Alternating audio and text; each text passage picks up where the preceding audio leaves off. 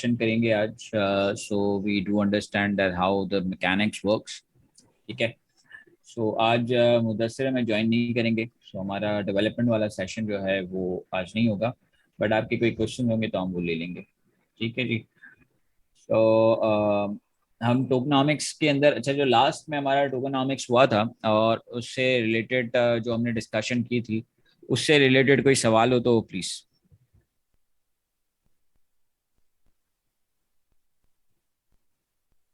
कोई सवाल है आप लोगों को?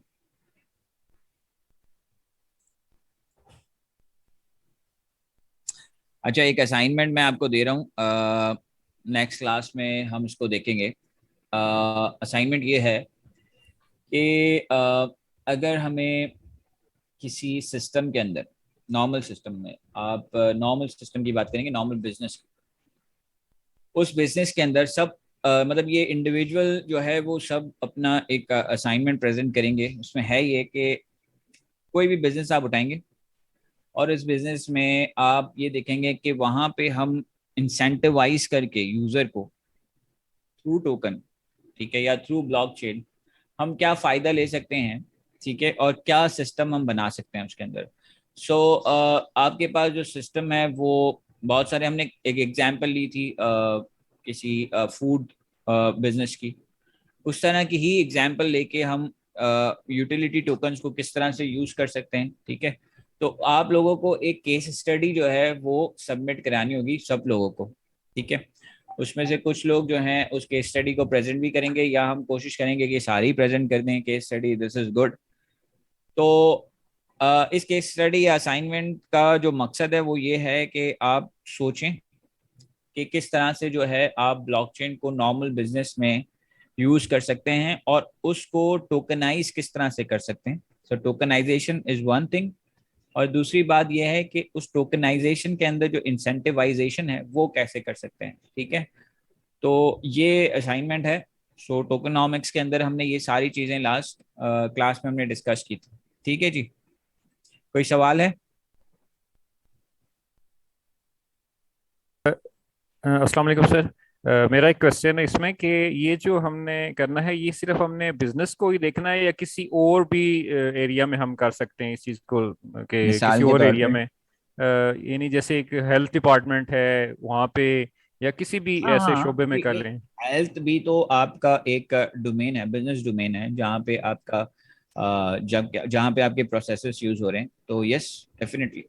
तो एक आर्टिकल सर मैं पढ़ रहा था जिसमें मिलिट्री को जो है ना उसमें उसके लिए टोकनाइजेशन और ये ब्लॉकचेन को कर रहे थे, स्टार्ट कर रहे हैं उसमें इम्प्लीमेंटेशन इसकी। तो हाँ, वो अभी इसलिए एक आया था, मैंने भी देखा था वो, डिफेंस वो भी स्टार्ट में ही बस टोकनाइजेशन। उसको मैंने देखा था, बिल्कुल उसका भी जो है वो कर रही थी, यानी कि हम ओवरऑल जो हमारे जेहन में आइडिया आता है किसी आई भी। आई वुड रियली लाइक कि आप जिस डोमेन में आपने काम किया हो, मिसाल के तौर पे उमैर भाई ने बैंकिंग में काम किया हुआ है, उनका एक एक्सपीरियंस है बैंकिंग का, तो he can basically provide a better insight of that business, because उस बिजनेस की अंडरस्टैंडिंग जो है ना वो जरूरी है। तो आप अगर जिस भी टॉपिक को लें या जिस भी बिजनेस को लें, कोशिश करें कि उसमें आपने कोई सिस्टम बनाया हुआ हो या उसके प्रोसेसेस में आप इन्वॉल्व रहे हो, तो फिर आपका जो दिमाग है ना वो थोड़ा खुलेगा, जो काम करना शुरू करेगा कि किस तरह से हम ब्लॉकचेन को उसमें यूज कर सकते इन शॉर्ट वो जो आप प्रोजेक्ट होगा ना वो थोड़ा रियलिटी से करीब होगा, जो आपकी अगर फर्स्ट हैंड नॉलेज होगी ना जिसकी वो उससे हैं। मतलब रिलेटेड केस कोई चीज स्टडी तो आप बनाएगा उसी तो। वक्त दे सकते हैं ना, कि जिसको आपने स्टडी किया हुआ हो। ठीक है। बिल्कुल सर, बिल्कुल। तो वो आसानी हो जाएगी। अगर आपका ताल्लुक सपोज मिलिट्री या डिफेंस रिलेटेड उससे है, तो डेफिनेटली आप वहां से एक केस स्टडी दे नंबर वन, सकते अगर किसी का एक्सपीरियंस नहीं है तो उसका इंटरेस्ट होगा किसी चीज में, उस हिसाब से बनाए। बिल्कुल सर, यही चीज़ थी कि ज़रा हम इसको थोड़ा ब्लॉकचेन को ज़रा ब्रॉड जगह पे सोचे, क्योंकि ज़्यादातर हमारा कुछ मैं देखता हूँ डिस्कशन हमारी ज़्यादातर वो इकोनॉमिक्स के ऊपर ही वो चल रही होती है। क्योंकि मेरा ये ज़हन करता है कि इससे एक्स्ट्रा जो है ना कुछ हम सोचें, कोई इससे आउट ऑफ द बॉक्स कुछ सोचें इस पे। देखिए, economics is everywhere, economics is everywhere. जी जी, बिल्कुल ऐसे ही है। लेकिन इसके अलावा मैं सोचता हूँ कि अगर इसको किसी और साइड पे लेके जाया जाए, किसी और चीज को भी किया जाए, जैसे सपोज अगर जैसे वोटिंग का सिस्टम है, कुछ आइडिया आया था जी कि वोटिंग अगर की जाए इसके ऊपर, यानी इसको ब्लॉकचेन में इन्वॉल्व किया जाए, वोटिंग इसी पे हो, इसके अलावा आईडी कार्ड्स वगैरह का अगर सिस्टम है वो ब्लॉकचेन पे अगर डिप्लॉय कर दिया जाए तो उस साइट पे भी फिर जो है ना वो सोचा जाए। मैनेजमेंट की आप बात करें ना, जी जी ऑब्वियस बिल्कुल। बहुत बड़ी यूटिलिटी है। ठीक है, गुड। और कोई सवाल, आगे बढ़े? तो असाइनमेंट सबको समझ में आ गया है? ठीक है जी, यस सर। ओके। चलिए, चलिए मैं बिस्मिल्लाहिर्रहमानिर्रहीम। राइट अप में भी दे देता हूँ। क्या दे देते हैं? मैं राइट अप में भी दे देता हूँ असाइनमेंट, आप कंटिन्यू करें। चलिए बिस्मिल्लाहिर्रहमानिर्रहीम। अच्छा, लास्ट वीक जो हमने कॉन्सेप्ट पढ़े थे वो tokenomics, how why tokenomics is important in blockchain और इसकी क्या एप्लीकेशन है। अच्छा, एक सबसे जो इम्पोर्टेंट चीज होती है ना कि चीज है ना, हर इंसान को इंसेंटिव से जुड़ा हुआ है। इंसान जब से पैदा होता है ना, को इंसेंटिव जिसमें होता है उसी के थ्रू उसके सराउंडिंग वो काम करना स्टार्ट करता है। इंसेंटिव इन टर्म्स ऑफ बहुत सारी चीजों में हो सकता है। उसको मजा आना भी एक इंसेंटिव है, उसको पैसे मिलना भी एक इंसेंटिव है, उसको फ्यूचर ग्रोथ नजर आ रही है वो भी एक इंसेंटिव है। उसको जिस तरह हम एक एग्जांपल लिखी हुई है स्क्रीन पे, हम करते हैं रोज, उसका इंसेंटिव क्या है कि हमारे दांत साफ रहेंगे और हमारी कैविटी का रिस्क कम होगा, वो भी एक इंसेंटिव है ना। फिर हम गवर्नमेंट को पे टैक्स इसलिए करते हैं कि गवर्नमेंट वन एक्शन ले ली, मजबूरी है, वो भी एक इंसेंटिव है, टेक्निकली मजबूरी है वो। फिर हम बच्चों को स्कूल पढ़ाते हैं क्योंकि ब्राइटर फ्यूचर होता है, एक ब्राइटर फ्यूचर। फिर हम ये आज जो हम पढ़ रहे हैं चीजें, इसका भी इंसेंटिव है कि हमें इस चीज में एक फ्यूचर एक इंटरेस्ट है। ऐसा ही है ना, वरना पढ़ रहे होते अभी संडे की मॉर्निंग सुबह उठ के सब लोग। फिर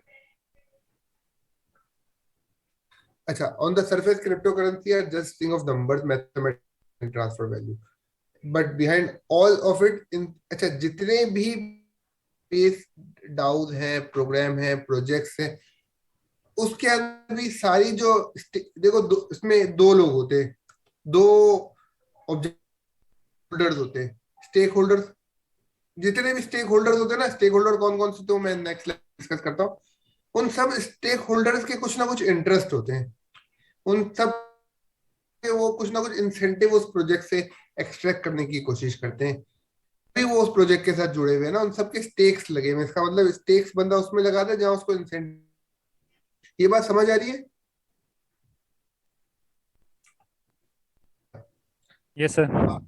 अब जिस तरह हम डॉलर की बात करते हैं, state government back the value of dollar, which is the, सबसे ज्यादा लोग उसको वैल्यूएबल समझते हैं कि बिकॉज दुनिया उसको ट्रस्ट इसलिए करती है कि उसकी एक लॉन्ग टर्म वायबिलिटी रही है और आगे भी नजर आ रही है, उसकी स्टेबिलिटी नजर आ रही है। हम वेनेजुला और टर्की की करेंसी को क्यों स्टेबल नहीं समझते और यूनाइटेड स्टेट्स की करेंसी को क्यों स्टेबल समझते? क्यों? कि उसकी एक वैल्यू है, उसको सब यूज कर रहे हैं, उसको एक तो सब यूज कर रहे हैं नंबर वन, और उसकी यूटिलिटी है, हर जगह यूज हो रहा है, हर कंट्री के अंदर आप चले जाएंगे, उसके अलावा हर कंट्री के अंदर उस कंट्री की अपनी करेंसी के अलावा डॉलर इजीली एक्सेप्टेबल होता है। पाकिस्तान में भी आप किसी को अगर आपके पास रुपए नहीं हो, डॉलर जेब में रख सकते हैं, इवन पाकिस्तान के अंदर भी। But what happened tomorrow that everyone in the country decide that dollar will no longer be used, would it still be valuable? आज अगर जिस तरह अभी न्यूज़ आई का, रेसेशन के अंदर पहला क्वार्टर गुजारा है, रेसेशन की डेफिनेशन आपको पता है कि quarter of negative GDP growth होती है ना, उसको कहते हैं रेसेशन। अभी एक क्वार्टर तो रेसेशन, एक quarter of negative GDP growth तो अमेरिका की रिकॉर्ड हो गई है। अगर ये दो क्वार्टर और हो गए ना, तो ये हम बेसिकली फाइनेंशियल क्राइसिस की तरफ, अमेरिका जब प्रॉब्लम में आता है ना तो दुनिया में फाइनेंशियल क्राइसिस हो जाता है। तो एक क्वार्टर तो गुजर चुका है नेगेटिव जीडीपी ग्रोथ, उसको कवर अप करने के लिए उसने इंटरेस्ट रेट बढ़ा लिया और कुछ कर लिया। अगर एस्केलेट होता है तो जाहिर सी बात है आहिस्ते आहिस्ते डॉलर की वैल्यू वर्थ कम होती जाएगी। सर एक क्वेश्चन था, ये इंटरेस्ट रेट बढ़ाने से ये रिसेशन वाला ये किस तरह कंट्रोल हो सकता है? मतलब इंटरेस्ट रेट जब यार देखिए, बढ़ेगा आपकी इंडस्ट्री। बिल्कुल बिल्कुल बहुत इंटरेस्टिंग सवाल है ये, ऐसा ऐसे सवाल पूछा करें प्लीज, इसका मतलब आप सुन रहे हैं ये चीज। अच्छा देखिए, इंटरेस्ट रेट और इन्फ्लेशन, हमारा आज का टॉपिक इन्फ्लेशन भी है, इसलिए ये सवाल बड़ा इंपॉर्टेंट है। ठीक है, इन्फ्लेशन क्या होती है? किसी को इन्फ्लेशन की डेफिनेशन पता है? मतलब आपके पैसे की सर वैल्यू कम हो महंगाई जाती है महंगाई आसान लफ्जों में। महंगाई होना चीजों सर की। ज्यादा जी ज्यादा पैसे देने से वही चीज खरीदना। हाँ अच्छा, एकदम जनरल महंगाई इन्फ्लेशन नहीं होती। इसकी इसकी डेफिनेशन ये है, जनरल राइज इन प्राइसेस, ये इसकी परसिस्टेंट डेफिनेशन नहीं, है। नहीं जनरल नहीं, अब persistent rise in prices, continuous rise in prices. एक दफा का बढ़ना इन्फ्लेशन नहीं होता। ठीक है। अगर आज पेट्रोल अगर 100 से 150 से 200, तो ये इन्फ्लेशन नहीं है। मगर अगर पिछले पूरे साल में अगर ये हर 15 दिन बाद बढ़ रहा है, हर एक महीने के बाद प्राइस बढ़ी है, हर 2 महीने के बाद उसका ट्रेंड अपवर्ड ट्रेंड ही चलता जा रहा है, स्टेबिलिटी नहीं आ रही, तो वो इन्फ्लेशन की तरफ जा रहा है। तो सर अब ऐसे भी आज तो एक कह चीज सकते हैं ना कि आपकी जो इनकम से ज्यादा जो प्राइसेस हैं, आपका इनकम उसको मीट ना कर पाए तो उसको नहीं इन्फ्लेशन यार, ये कहते तो इनकम तो हर बंदे की अलग इनकम होती है, ये तो हैं। ओवरऑल जो कंट्री की इनकम है। नहीं, उसका भी इन्फ्लेशन है, समझे सिंपली महंगी है और continuous rise in prices, persistent rise in prices definition है। परसिस्टेंट मतलब कंटिन्यूअस राइज इन प्राइसेस। तक अब इस डिस्कशन को रखते हैं। अच्छा, डॉलर की वैल्यू, एक सवाल इससे पहले आया था, इंटरेस्ट रेट बढ़ाने से इन्फ्लेशन किस तरह कम होती है? या देखिए, इंटरेस्ट रेट बढ़ाना है ना, बेसिकली इन्फ्लेशन का एक रूट कॉज, दो तरह की इन्फ्लेशन होती है, एक होती है कॉस्ट पुश इन्फ्लेशन और एक होती है demand push inflation.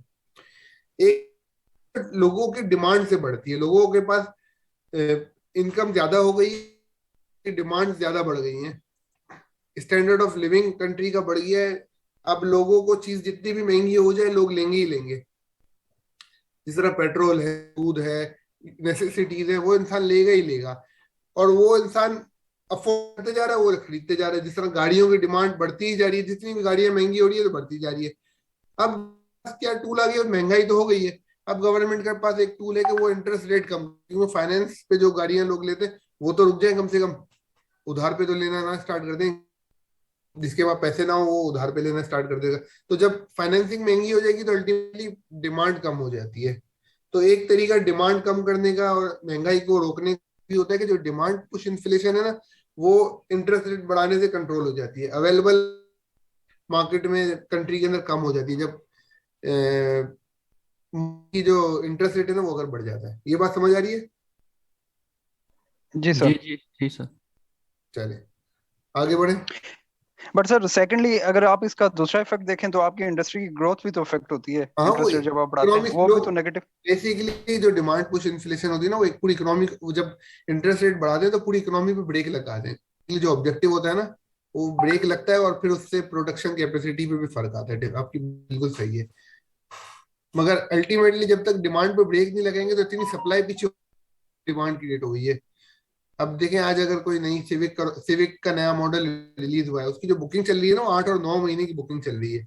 Technically Pakistan जैसे मुल्क में ये अफोर्ड कर सकते हैं। हम एक गाड़ी जो 1 साल के बाद मिलने वाली, आज से उसके पैसे लोग इन्वेस्ट करे जा रहे हैं,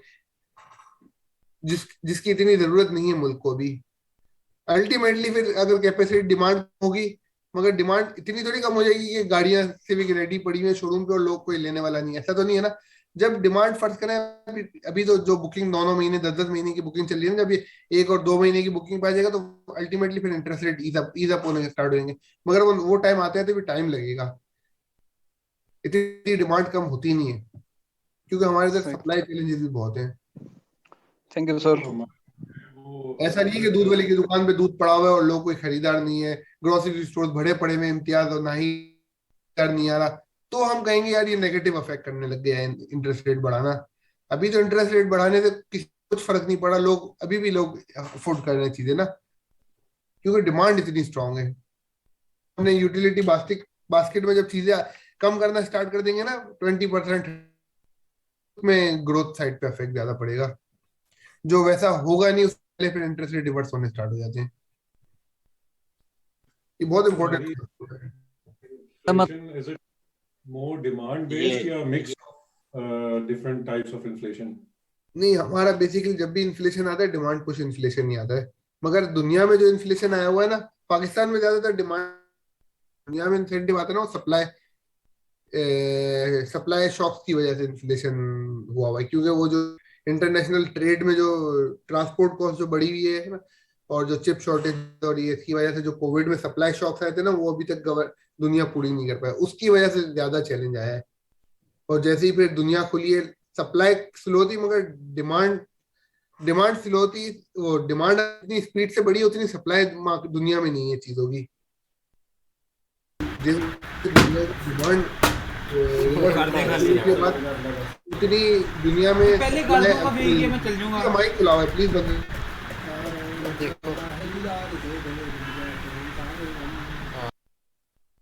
ठीक है, अच्छा फिर एक second, the study of economic incentive. अच्छा, अब दो तरह की चीज आ गई। टोकन, उसमें एक टोकन का इंसेंटिव और एक टोकन की डिस्ट्रीब्यूशन, दो चीजें बड़ी इंपॉर्टेंट है। इंसेंटिव मॉडल और टोकन डिस्ट्रीब्यूशन मॉडल, ये दो बड़े एक्सपेक्ट है हर किसी भी क्रिप्टो को समझने के लिए। In order for a token to have any sort of value, there is a need to incentive the use, उसके इंसेंटिव यूज करने का उसके इंसेंटिव और उसको होल्ड करने का इंसेंटिव, दोनों चीजों का इंसेंटिव रखना पड़ेगा, तभी कोई टोकन होल्ड करे, खरीद के होल्ड करेगा। The incentive to create demand of a token which dictate the token price. अच्छा, फिर उस इंसेंटिव क्रिएट करने के लिए, उसको डिमांड क्रिएट करने के लिए डिफरेंट मार्केटिंग टेक्निक्स है, आपको रोड शोज करने पड़ते हैं, आपको कॉन्फ्रेंसेज में उसको प्रेजेंट करना पड़ता है अपने प्रोजेक्ट को, आपको उसकी फ्यूचर ग्रोथ को प्रेजेंट करने के लिए लोगों को जस्टिफाई, सोशल मीडिया का बहुत एक्टिवली यूज करना पड़ता है, ट्विटर, इंस्टाग्राम और ये सब चीजें। आपको डिस्कॉर्ड कम्युनिटी में बड़ा एक्टिवली इन्वेस्ट करना पड़ता है, आपको सोशल मीडिया इन्फ्लुएंसर को यूज करना पड़ता है, आपको करते हैं जो एक नॉर्मल कंपनी करती है उससे कहीं ज्यादा ज्यादा करना पड़ता है। There is also network effect come into play. Network effect क्या होता है, कोई बताएगा?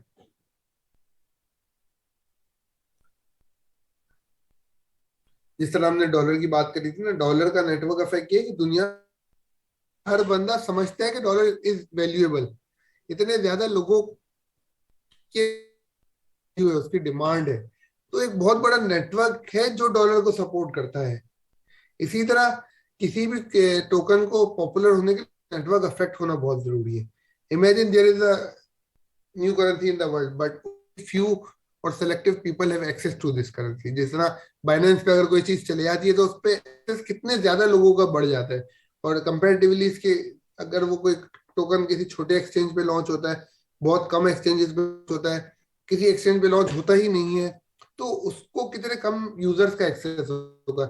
Once anything launch on Binance और किसी बड़े एक्सचेंज पे, उसकी डिमांड और उसका नेटवर्क इफेक्ट एक अलग लेवल पे चला जाता है। ऐसा ही है ना?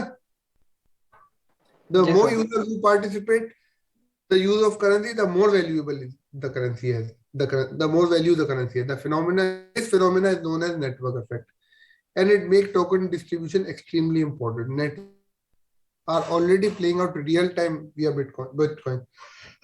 अब क्रिप्टो करेंसीज का कुछ नहीं पता, क्रिप्टो टोकन का कुछ नहीं पता, बस उसको ये जरूर है क्योंकि बिटकॉइन ने अपनी जो नेटवर्क, तो उसकी पॉपुलैरिटी है, वो हर दुनिया के हर इंसान को कम से कम नाम जरूर पता है, किसी और करेंसी का पता होगा ना पता हो क्रिप्टो स्पेस में।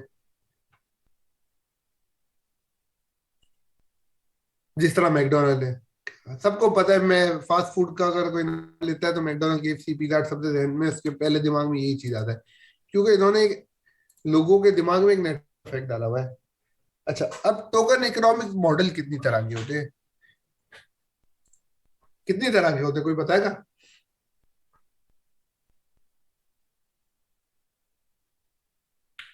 अच्छा, होते ही हैं टोकन इकोनॉमिक मॉडल। जी प्लीज। टोकन इकोनॉमिक, जी बोले प्लीज। एक तो सर हमने ये देखा है कि एक इंसेंटिव वाइज होता है टोकन इकोनॉमिक मॉडल जो हो गया, इस तरह की बात कर रहे हैं सर आप? नहीं, मैं बताता हूँ आगे फिर। डिफ्लेशनरी होता है सर एक। हाँ हाँ, जी जी जी, इस तरह के चार तरह के मॉडल होते हैं, इन्फ्लेशनरी, डिफ्लेशनरी और दो। Token economic model are vastly superior to that government control economic model. अच्छा, ये बेसिक कंट्रोल इकोनॉमिक मॉडल तो होते नहीं है, ये उससे ऊपर की चीज है, क्योंकि ये सेल्फ गवर्नेंस और इस तरह की चीजें होती हैं उसके अंदर। That is because this model are build in, ये कोड में होते हैं बने हुए, होता है स्मार्ट कॉन्ट्रैक्ट बेस्ड होते हैं, mathematical rule govern by decentralised network, decision through a community. ये बड़ी जबरदस्त डेफिनेशन है इसकी, because these models are built, these model, हम क्रिप्टो इकोनॉमिक मॉडल की बात करें, token economic, built in code with mathematical rules and governed by a decentralized network who collectively make decisions as a community. In contrast this with central bank who have the power to print money. बरक्स इसके जो central bank के पास authority होती है, उनके पास वो अपनी मर्जी से अपनी रिक्वायरमेंट के हिसाब से प्रिंट मनी करते हैं और मॉनेटरी डिसीजन लेते हैं without the input of currency holder. आप डिसीजन, आपकी वोटिंग तो नहीं काउंट होती ना। इन्फ्लेशन, ये गवर्नमेंट जो सेंट्रल बैंक डिसीजन लेते हैं, कोई इंटरेस्ट रेट बढ़ा रहे हैं, कम कर रहे हैं, मुल्क कितना कर्जे ले रहा है, कितने, वो एक अपनी अंदर एक्सपर्ट की टीम बैठी होती है, हिसाब से जो मुल्क के लिए बेहतर होता है वो कर रहा होता है। ये no economic model is perfect, ये भी बड़ी इंपॉर्टेंट बात है। हर कोई इकोनॉमिक मॉडल, आज कहते हैं ना कुरान और हदीस नहीं है, सब अपने दिमागों से अपनी बेस्ट एक्सपर्टीज से डिसीजन ले रहे होते हैं, स्पेशली दोस्त। अच्छा, अब ये बात हो रही है कि जो नए इकोनॉमिक मॉडल है, वो भी तो जो नए नए मॉडल क्रिएट कर रहे होते हैं, वो भी तो एक डिसीजन ले रहे होते हैं। तो उन्होंने की टेस्टिंग नहीं हुई हो, तो उन्होंने कभी प्रूविन मॉडल भी नहीं होते, नया मॉडल, जिस तरह अभी हम कुछ मॉडल्स पढ़ेंगे जिसमें बहुत, तो वो भी कभी ना कभी टेस्ट होते हैं ना। तो हो सकता है वो हर नया पिछले से बेहतर बनाने की कोशिश कर रहे होते हैं। तो सर ये जो फिएट के इकोनॉमिक मॉडल्स होते हैं वो वाले सेम मतलब थ्योरी या व्हाटएवर जो लॉजिक है वो इस पे नहीं अप्लाई हो सकती टोकन्स पे? सॉरी, वापस रिपीट करें। मैं ये पूछना चाह रहा था कि जो फिएट करेंसी के इकोनॉमिक मॉडल्स होते हैं, क्या वो जो है ना वो डिफरेंट मॉडल्स हैं, एक मॉडल नहीं है फिएट करेंसी का। फिएट करेंसी जो है ना वो आपकी इसी तरह से चलती है जिस तरह से आपकी कहीं ना कहीं आपको पैक करना पड़ता है उसको, ठीक है।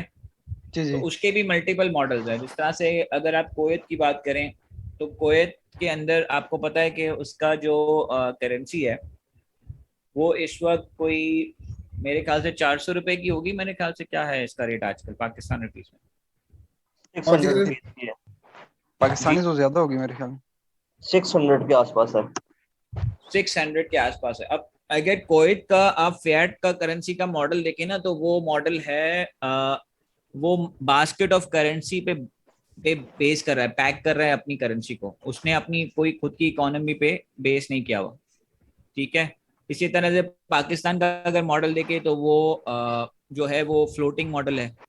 कुवैत का फ्लोटिंग मॉडल नहीं है, ठीक है। वो उसकी जो करेंसी है वो डिफरेंट बहुत सारी इकोनॉमीज को, जो कि वर्ल्ड की इकोनॉमी, जैसे यूके हो गया, यूरोपियन कंट्रीज हो गया, यूएस हो गया, उन सब पे उसने डिवाइड कर दिया है अपनी करेंसी को, उसको पैक किया हुआ है। तो ये जो स्टेबल कॉइन है ना, जो स्टेबल कॉइन का एक्चुअल मैकेनिज्म है, तो वही मोर और लेस जो है वो फिएट करेंसी का भी मैकेनिज्म है, ठीक है। लेकिन फिएट करेंसी में आगे जाके ऑब्वियसली इस तरह के भी मॉडल है, जिस तरह से पाकिस्तान का मॉडल है, जिस तरह से इंडिया का अगर मॉडल देखें फिएट करेंसी का तो वो डिफरेंट है। इंडिया भी फ्लोटिंग मॉडल पे चलता है, लेकिन चूंकि इसकी इकोनॉमी जो है, उसकी ग्रोथ और उसकी जो अपनी मैन्युफैक्चरिंग या जो उसका जीडीपी है वो इतना बेहतर है कि वो उसकी करेंसी में ये फ्लोटिंग जो फिएट है, फ्लोटिंग मॉडल जो है वो इतना इफेक्ट नहीं कर रहा, उसकी फिर भी स्टेबल रह रहा है क्योंकि उसका एक्सपोर्ट ज्यादा, इनफ्लोज मुल्क में जो डॉलर है ना वो ज्यादा है, तो इसलिए वो बेसिकली उनका बहुत स्टेबल है। बात कंट्री कासिम भाई,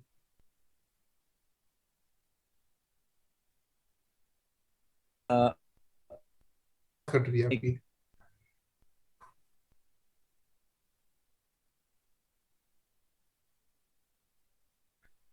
चले। कासिम भाई की मेरे ख्याल आवाज का कुछ इश्यू हो गया है। अच्छा, कोई सवाल है जो कासिम भाई ने डिस्कशन किया उससे रिलेटेड? कोई सवाल है? सर जो फ्लोटिंग मॉडल की मुझे कुछ समझ नहीं, थोड़ा सा इसके बारे में बता सकते हैं? फ्लोटिंग मॉडल होता है कि फ्लोटिंग एक्सचेंज रेट की बात करें। फ्लोटिंग मॉडल एक फिक्स एक्सचेंज रेट मॉडल होता है, एक फ्लोटिंग एक्सचेंज रेट मॉडल होता है। फ्लोटिंग होता है वो जो डिमांड सप्लाई से खुद ड्राइव होता चला जाता है। जितनी मुल्क में जो डिमांड एंड सप्लाई की फोर्सेस होती है ना, वो डिसाइड करती है करेंसी की वैल्यू, जिस तरह पाकिस्तान में है। और एक्सप्लेन करोगे ना फिर? सर इनफ है, thank you so much sir. सही है। अच्छा, आप डिफ्लेशनरी और इन्फ्लेशनरी मॉडल को सबसे पहले डिस्कस करते हैं, क्या होता है। इन डिफ्लेशनरी टोकन मॉडल की बात करें, उस सबको पता है ना कि बिटकॉइन जो है एक डिफ्लेशनरी टोकन है। क्या, क्यों डिफ्लेशनरी है, कौन एक्सप्लेन करेगा? इसकी सप्लाई कम होती जा रही है, इसीलिए ना एक वक्त आएगा कि वो स्टॉप हो जाएगी। 21 मिलियन उसकी फिक्स सप्लाई है। नहीं, इस वजह से डिफ्लेशनरी नहीं हो रहा, ये डिफ्लेशनरी ये बाई आप कह लें नेचर हो रहा है, क्योंकि कुछ बिटकॉइन लॉस्ट हो जाते हैं, वो रिकवर नहीं हो पाएंगे, तो इसलिए डिफ्लेशनरी बिल्कुल। बन जाता है ये। अच्छा, वैसे इसकी नेचर डिफ्लेशनरी नहीं है, वो फिक्स सप्लाई है। नहीं, इस तो जो आप लोगों ने बात करी है वो सही करी। इसके देखिए लिखा हुआ है set number of token, fix supply. इसकी अभी ग्रोथ बढ़ रही है, मगर एक बहुत डिक्रीजिंग, ये number one reason fix number है। और जो इसके जो ग्रोथ है ना, बहुत डिक्रीजिंग ट्रेंड में हो रही है, नंबर वन। अच्छा, इसकी कभी नंबर्स ऑफ यूनिट बढ़ेंगे नहीं, 20 मिलियन ही रहेंगे। और इसकी जो सप्लाई है ना, वो मार्केट में से रिड्यूस हो रही है दो रीजन की वजह से। तो लोग अपने परमानेंट या हार्डवेयर वॉलेट्स के अंदर उसको स्टोर करते जा रहे हैं, इसलिए वो अवेलेबल सप्लाई से माइनस होता जा रहा है। नंबर टू, वो जो लोगों से गुम हो जाते हैं, लॉस्ट हो जाते हैं, गुम हो जाते हैं, लोगों के इंतकाल हो जाते हैं, की वजह से वो जो एक्टिव सप्लाई से इसकी जो करेंसी है ना, वो सप्लाई से कम होते जा रहे हैं हर कमिंग ईयर में। उसकी जो स्पीड से, वो एक तो ग्रोथ उसकी स्लो है, और उस जिस स्पीड से वो ग्रो होंगे और जहां जाके वो रुकेंगे, उससे उसकी अवेलेबल सप्लाई दिन ब दिन कम होती जा रही है, ड्यू टू मल्टीपल रीजन जो अभी हमने डिस्कस किए। अच्छा, रियली सॉरी यार, मैं डिस्कनेक्ट हो गया था। तो आई होप कि मेरी बात जो है वो आपको समझ में आ गई होगी। अगर एक सवाल है तो फिर जरूर करिए। जी सर, वो क्लियर हो गया था। अच्छा, हम अभी डिस्कस कर रहे थे कासिम भाई के डिफ्लेशनरी मॉडल्स क्या होते हैं। डिफ्लेशनरी मॉडल में जो सबसे पॉपुलर मॉडल है वो है बिटकॉइन का। बिटकॉइन इसलिए डिफ्लेशनरी है कि इसकी जो नंबर ऑफ टोकन एक तो फिक्स है, और उसकी ग्रोथ जो हो रही है वो दिन ब दिन लो स्पीड से ग्रोथ होती चली जा रही है इसकी। और मार्केट में दो रीजन है जिसकी वजह से इसकी जो अवेलेबल फॉर सर्कुलेशन है, अवेलेबल फॉर सर्कुलेशन यूनिट्स वो कम होते जा रहे हैं, ड्यू टू दो रीजन। एक तो लोग लॉस्ट कर रहे हैं ड्यूरिंग गलत एड्रेस पे के, या उन लोगों का इंतकाल हो जाता है, या लोग गलती से गलत एड्रेस पे भेज देते हैं। फिर एक और रीजन है जो सप्लाई से बिटकॉइन कम हो रहा है, वो लोग अपने हार्डवेयर वॉलेट्स पे उसको सेव कर रहे हैं, रीजन भी है। इसकी वजह से उसकी सप्लाई जो है ना, अवेलेबल हर आने वाले दिन के साथ कम होती जा रही है। Limited supply of token generate, जिसकी वजह से उसकी डिमांड बढ़ती जा रही है और उसकी सप्लाई उस स्पीड से नहीं बढ़ रही, जिसकी वजह से प्राइस बढ़ रही है। और भी रीजन है जिससे उसकी डिमांड बढ़ रही है। लोगों ने उसको एज अ इन्वेस्टमेंट, कंपनीज ने उसको इन्वेस्ट करने के लिए एज इन्वेस्टमेंट टूल यूज करना स्टार्ट कर दिया है। जो कंट्रीज है उन्होंने अपने रिजर्व बनाने स्टार्ट कर दिए हैं, कुछ एक्सपर्ट हो रहे हैं। तो की कम होती जा रही है, पहले जी 12, 6, 3.5। हाँ, वही मैं कह रहा हूँ ना कि इसकी जो ग्रोथ कम होती जा रही है। जो ग्रोथ से मुराद मेरा मिंटिंग ही था। It also completely. अच्छा, इसके नेगेटिव बातें क्या है इसकी? Some wonder if incentive structure is a, तो अल्टीमेटली उसका डाउनफॉल होगा, क्योंकि अगर एक ये रिस्क है कि उसका इंसेंटिव कम होता जा रहा है, बहुत कम लोगों को मिलेगा, तो माइनिंग भी हो सकता है कम होती चली जाए। Because there is a limited number of token produce, the user incentive to hold token and not to spend. लोग उसको होर्डिंग के लिए कर लेंगे, तो अवेलेबल एक ये रिस्क है कि लोगों को मिले ही ना, ब्लैक में बिकने स्टार्ट हो जाए और महंगी हो जाए फजूल में, विदाउट स्पेंडिंग एक्चुअल इंसेंटिव। लोग एक्चुअल जो ऑब्जेक्टिव से इस करेंसी को जो ट्रेडिंग में यूज करना था एज बाइंग एंड सेलिंग के लिए, उसको हटा के लोग उसको सिर्फ रखना स्टार्ट कर लें, और सर्कुलेशन से सारे टोकन निकल के सब हार्डवेयर वॉलेट में ही चले जाए, तो भी एक अलग सिचुएशन होगी।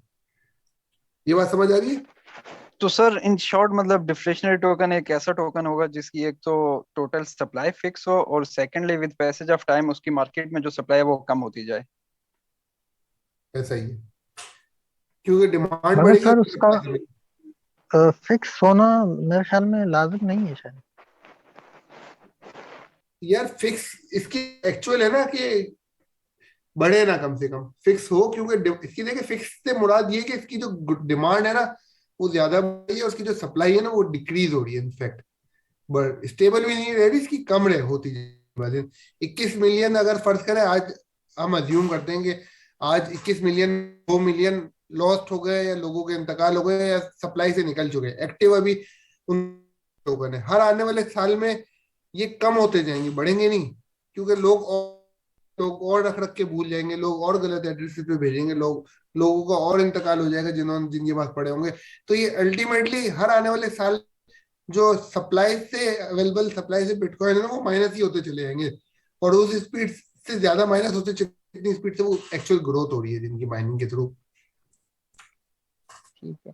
अब मेरा एक सवाल है यहाँ पे, अगर ये पाकिस्तानी रुपी जो है, फिर इसको हम क्या डिफ्लेशनरी और इन्फ्लेशनरी दोनों ही कंसिडर कर सकते हैं?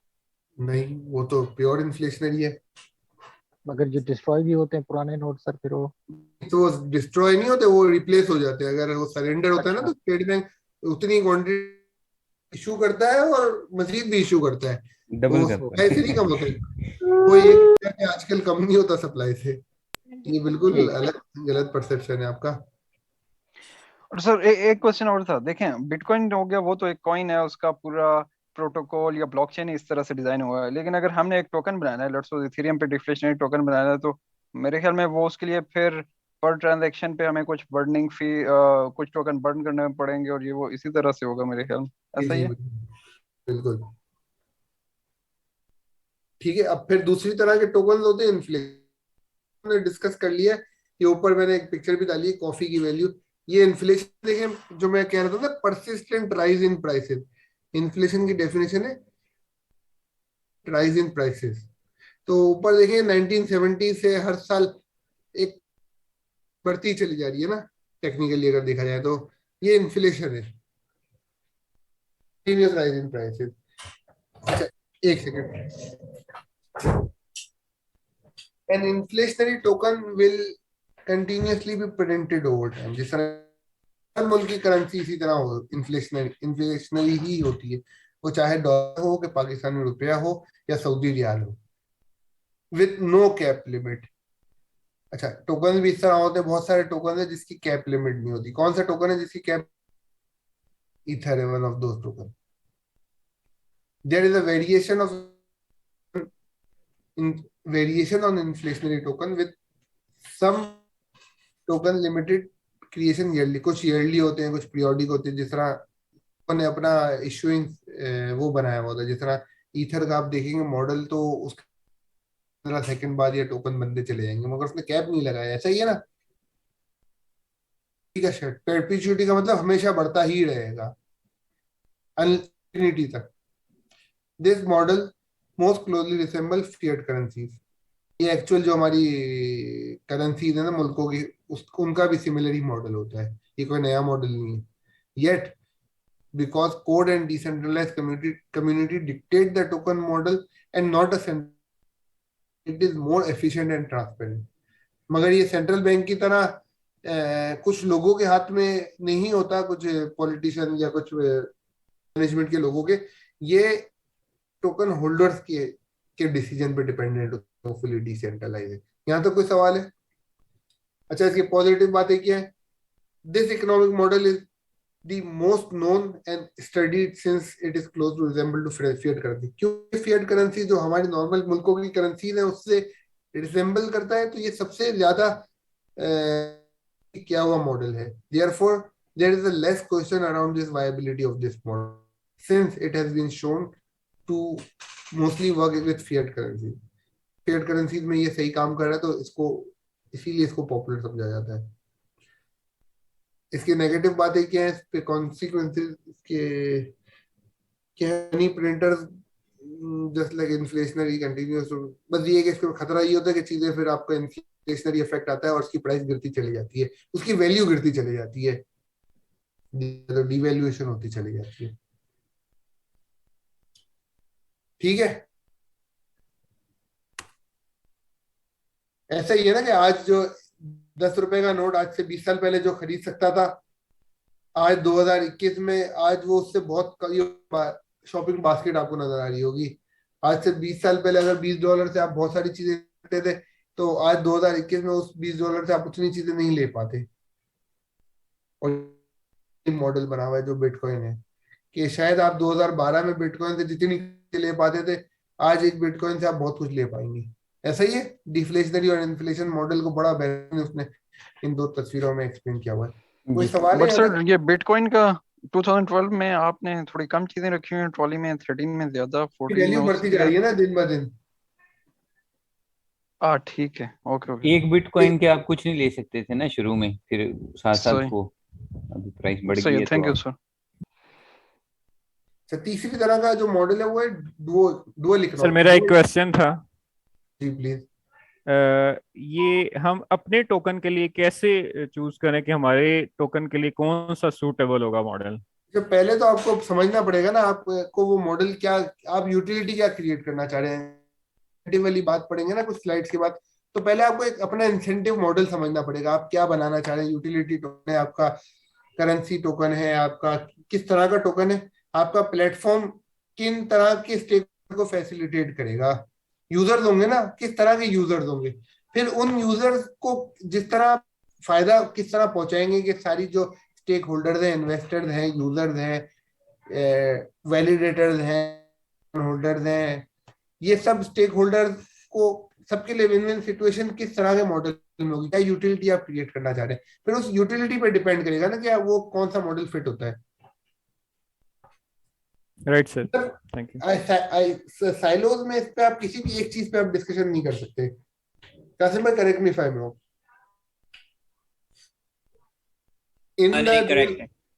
In the dual token economic ये डुअल टोकन मॉडल जो है ना, ये अगेन बहुत ही इंपॉर्टेंट है इसकी इकोनॉमी को समझने के लिए कि आप किस तरह से कोई जो ये मैं टोकनाइजेशन की बात कर रहा हूँ, this dual token is again a very important. जितने भी आप स्टेबल कॉइन या इस तरह के देखेंगे तो वो डुअल टोकन मैकेनिज्म पे या फिर 3 टोकन मैकेनिज्म पे बनेंगे, ट्राई टोकन उस पे चल रहा होगा। आई थिंक ये बहुत ही इंपॉर्टेंट है इसको समझना। ये दिन ब दिन पॉपुलर होते जा रहे हैं, जिस तरह लोगों में अवेयरनेस आ रही है, लोग अब इस तरह के चीजों की डिमांड भी ज्यादा है आपसे। अब जितनी मार्केट एडवांस होती जा रही है ना, अब ये डिमांड ना इस तरह के प्रोजेक्ट्स की आपके पास आने वाली है। अब सिंपल चीजों की नहीं आने वाली कि आप एक टोकन बना लें जो इन्फ्लेशन या डिफ्लेशनरी हो।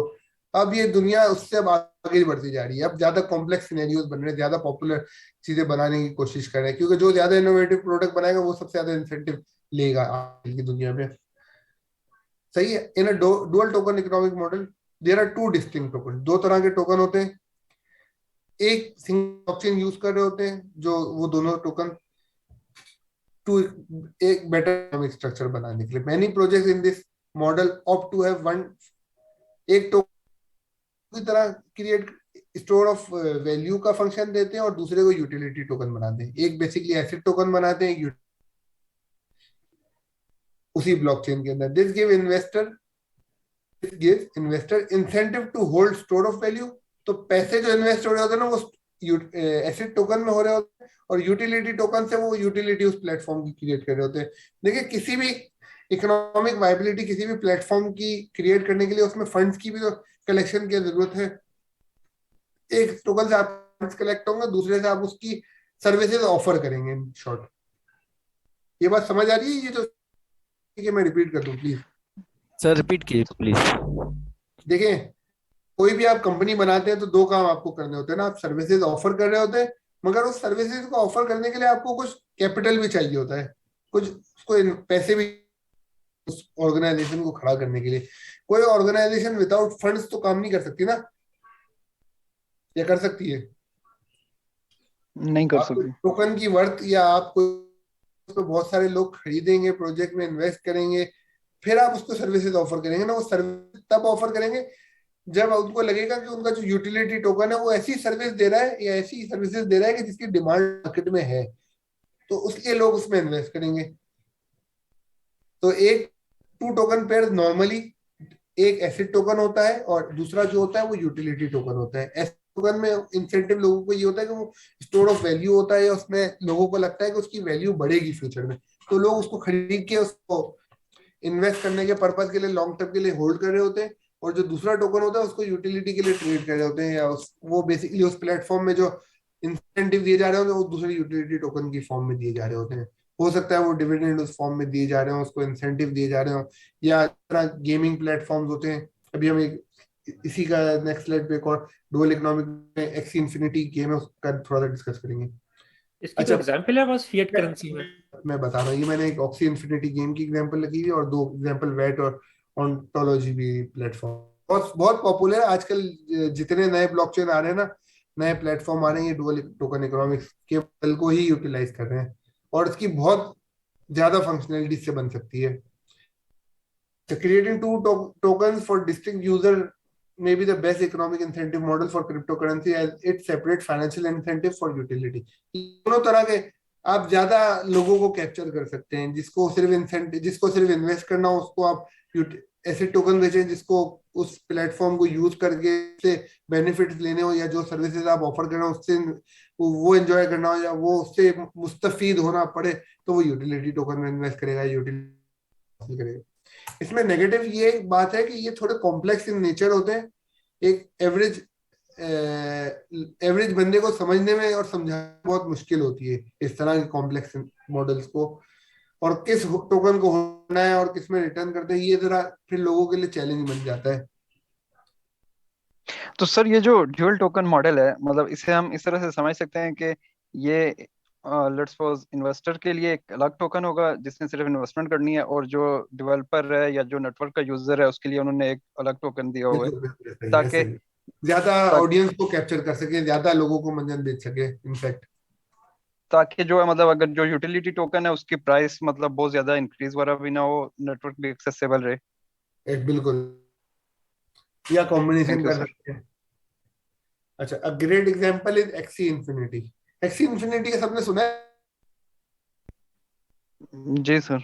जी सर। ये one of the most popular 2021 की एक गेम थी, जो play to earn game type की थी। आपको इसमें, जिसको नहीं पता मैं बता देता हूँ, इसमें आपको ऑक्सीज खरीदनी पड़ती थी। ऑक्सीज बेसिकली एक सॉर्ट ऑफ एनिमल था, जिस तरह क्रिप्टो किटीज थी।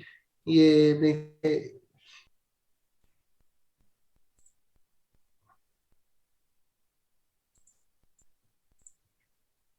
अब नजर आ रही है? What is token model website नजर आ रही है? नो सर, अभी तक आपका वो यस अब विजिबल है। चले, यस सर, अब आ गई है। ये मैं अभी पढ़ा नहीं रहा, सिर्फ मैं आपको थोड़ा सा फीलर दे रहा हूँ कि डुअल इकोनॉमिक मॉडल के अंदर अभी एक मिनट पे कॉल की।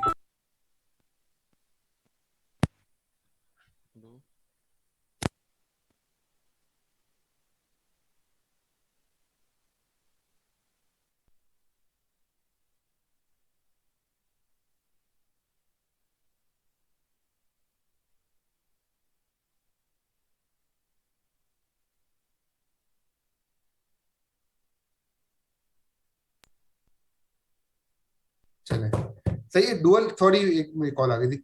अच्छा, डुअल इकोनॉमिक मॉडल्स के अंदर अभी बहुत मुख्तलिफ तरह की कुछ, ये मैं लिंक शेयर कर दूंगा, ये आप पढ़ लेना। मैं अभी इसको ये कुछ bundle ICO based dual token होते हैं, कुछ डिटैच डुअल टोकन होते हैं, कुछ आईसीओ डुअल टोकन होते हैं। इसको हो सकेगा तो हम आगे की क्लास में ये मैं लिंक मगर आपको भेज दूंगा मैं, ठीक है? तो ये बहुत हॉट टॉपिक है और इससे बहुत इनोवेशन हो रही है। अभी एक और भी कासिम भाई ने भी एक आर्टिकल शॉर्टलिस्ट किया, वो भी हम शायद डिस्कस करेंगे। आपको अब मेरी स्लाइड नजर आ रही है वापस? ये स्लाइड नजर आ रही है। चले, चौथा जो मॉडल है वो है asset backed model. Asset backed कौन से दो? टीथर और डाई।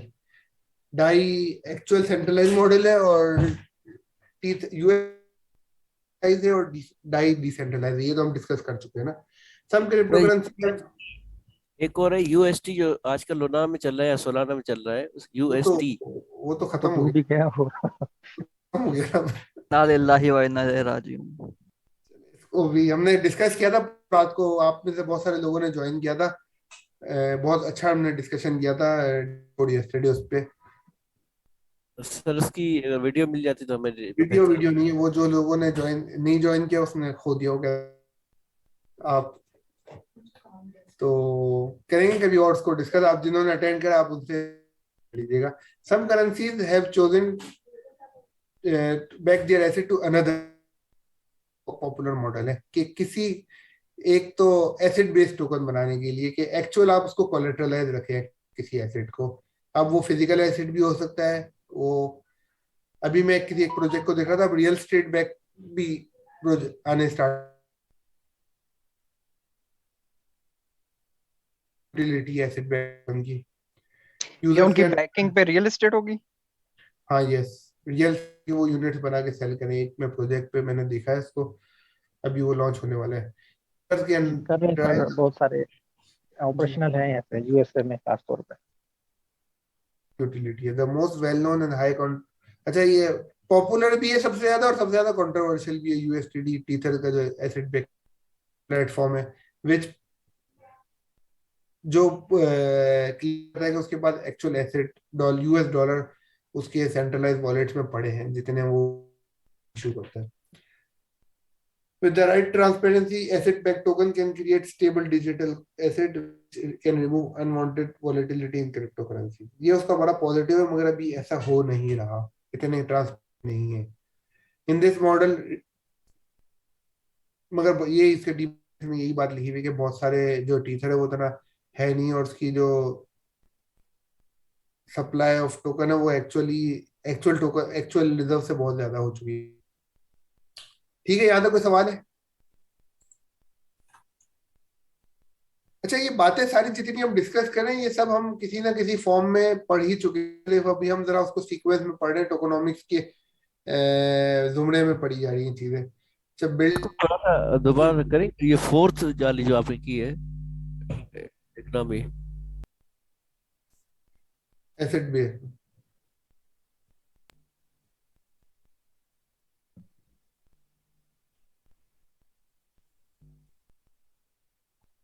जी, कोई क्वेश्चन था किसी का?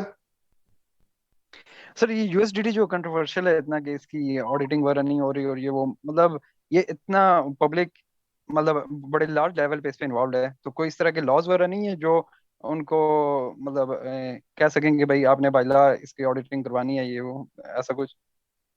यार चल रहे हैं, मगर अभी सच को कुछ यूएस के अंदर चैलेंजेस भी हैं, मगर अभी नहीं है। Okay sir, thank you. अच्छा, ये जबरदस्त डेफिनेशन है जो ऊपर लिखी हुई है। Technology is the backbone of crypto currency, then token economics is the heart pumping blood of the blockchain network and digital. मैं रिपीट कर रहा हूँ, if technology is the backbone of crypto currency then token economics is the heart pumping blood to blockchain network and digital asset. वो कहते हैं ना, जिस तरह ये रनिंग ब्लड है, खून भी है और हार्ट भी है उसका। With the proper incentivization, cryptocurrencies can increase their value to the token holders and create economic model which benefit all stakeholders. अब हम जो बार-बार जो हम बात पढ़े ना, स्टेक होल्डर्स और इंसेंटिव की पढ़े जा रहे हैं। अब इसको स्टेक होल्डर्स और इंसेंटिव को किस तरह करेंगे ना, अब इसको हम डायग्राम में कुछ हम देखेंगे। As the world begins to see inefficiencies and collusion of government control central bank and tokenized model, ये तो बात आपको सबको पता ही है। इथेरियम डिफाइन इकोसिस्टम के अंदर भी सेकंड मोस्ट वैल्यूएबल एक तो करेंसी है ही। It claim 500% in only in 2021. The attraction in the ecosystem of application across DeFi and NFT platform support, सबसे ज्यादा जो एप्लीकेशन बनी है वो इसी पे इथेरियम पे ही बनी है। सबसे ज्यादा पॉपुलर क्रिप्टो करेंसी भी इसी पे। इसीलिए जो हम थ्रू आउट द कोर्स हमने ये पढ़ी है, इथेरियम रिलेटेड, इथेरियम को पढ़ा है, इथेरियम की प्रोग्रामिंग को पढ़ा है, और इथेरियम पे जितनी डेप्थ बनी है उसको पढ़ने की थोड़ी थोड़ी कोशिश की है। अब एक क्रिप्टो बिजनेस मॉडल चलता किस तरह है, क्या स्टेक होल्डर्स हैं, क्या इंसेंटिव है। अच्छा, बेसिकली स्टेक होल्डर है जो सर्कल के बाहर लिखे हुए हैं ना लोग, ये सारे स्टेक होल्डर्स हैं। स्टेक होल्डर उसमें फाउंडिंग टीम, कोर टीम होती है, फाउंडिंग एंड कोर टीम, जो एक प्रोटोकॉल बनाते। फिर उसमें जो पैसा आता है वो इन्वेस्टर्स का आता है। फिर इन्वेस्टर का जो पैसा आता है तो टोकन की वैल्यू बढ़नी स्टार्ट हो जाती है। जब इन्वेस्टर पैसा डालते हैं ना, फिर उसकी टोकन की वैल्यू स्टार्ट होती है। फिर माइनर्स और वैलिडेटर्स उसमें पार्टिसिपेंट बन जाते हैं, जो उसकी गवर्नेंस है। उस प्लेटफॉर्म के अंदर फंक्शनैलिटी बढ़नी स्टार्ट हो जाती है। थर्ड पार्टी डेवलपर्स आने स्टार्ट हो जाते हैं उसके अंदर। कोई ऑरेकल से तो वो आनी स्टार्ट हो जाती है। लोग जुड़ने स्टार्ट हो जाते हैं, ह्यूमन और जो इसके थर्ड पार्टी डेवलपर्स। उसकी जो यूटिलिटी होती है वो एंड यूजर्स उसको यूज कर रहे होते हैं, और कम्युनिटी उसको फिर उसमें एडिशन तरह साइकिल चलता है। तो ये सारे जो स्टेक होल्डर्स है ना, इन सबको कुछ इस प्लेटफॉर्म से मिल रहा होगा, तब वो जुड़े रहेंगे इस प्लेटफॉर्म से। वरना वो कुछ कट लेंगे इन शॉर्ट, उस प्लेटफॉर्म में इंटरेस्ट उनका खत्म हो जाएगा। तो इन सबको का इंटरेस्ट, इन सब का इंटरेस्ट इंसेंटिव होगा। ऐसी बात है, इंसेंटिव का वो फाइनेंशियल इंसेंटिव होगा या किसी और फॉर्म में इंसेंटिव होगा। ये पूरी आज की जो हमने डिस्कशन करे ना टोकोनॉमिक, ये उस एक तस्वीर इस डायग्राम में है। ये यूट्यूब का भी बहुत पॉपुलर चैनल लेंगे और बहुत अच्छा एक्सप्लेन किया गया, उसका भी लिंक मैंने इधर नीचे स्लाइड के डाल दिए, वो भी आप देख लीजिएगा। उसी में से मैंने स्लाइड्स के स्क्रीनशॉट लिए। ठीक है, आगे बढ़े। कोई सवाल है यहाँ तक?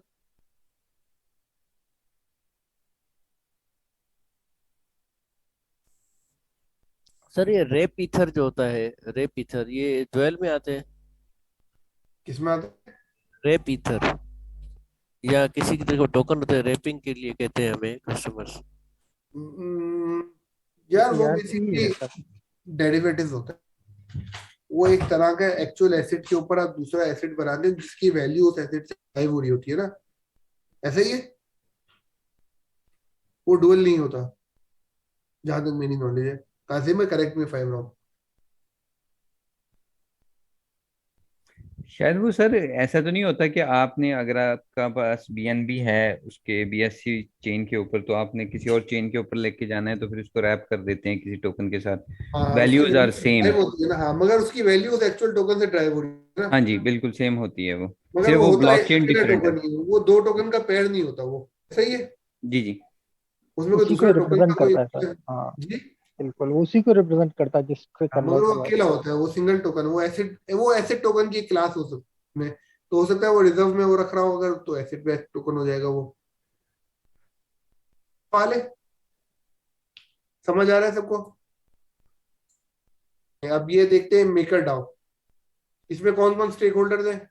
एक तो मेकर गवर्नेंस टोकन होल्डर्स हैं, दूसरे उसके बोरोवर्स हैं जो डिमांड साइड क्रिएट करते हैं, फिर डाई होल्डर्स हैं, फिर उसके जो नेटवर्क गार्डियन है, गवर्नेंस टोकन होल्डर्स है वो होंगे, कीपर्स उसने नाम दिया है उसको, फिर लेंडर्स होंगे। अच्छा, हर प्लेटफॉर्म के अपने स्टेक होल्डर्स होते हैं। किसी के 2 स्टेक होंगे, किसी के 3 होंगे, किसी के 5 होंगे, इसके 5 है। जो सब मिलके सबके कुछ ना कुछ इंटरेस्ट उस प्लेटफॉर्म के साथ जुड़े हुए हैं।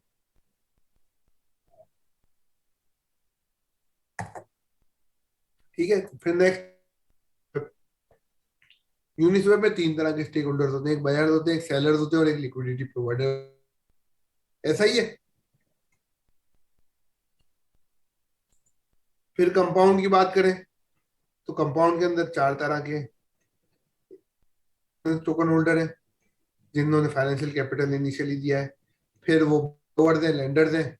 बोरोवर्स डिमांड साइड क्रिएट करते हैं, लेंडर सप्लाई साइड क्रिएट करते हैं। फिर ये कीपर्स हैं, उस प्लेटफॉर्म के डेवलपर्स होंगे मोस्ट प्रोबेबली। फिर हम बात करें एक स्मार्ट, ये एक जनरल रेवेन्यू स्ट्रीम है। एक कुछ लोग डिमांड साइड क्रिएट करते हैं, other party demand side create करती है, और गवर्नेंस टोकन होल्डर उस प्लेटफॉर्म को रन करते हैं।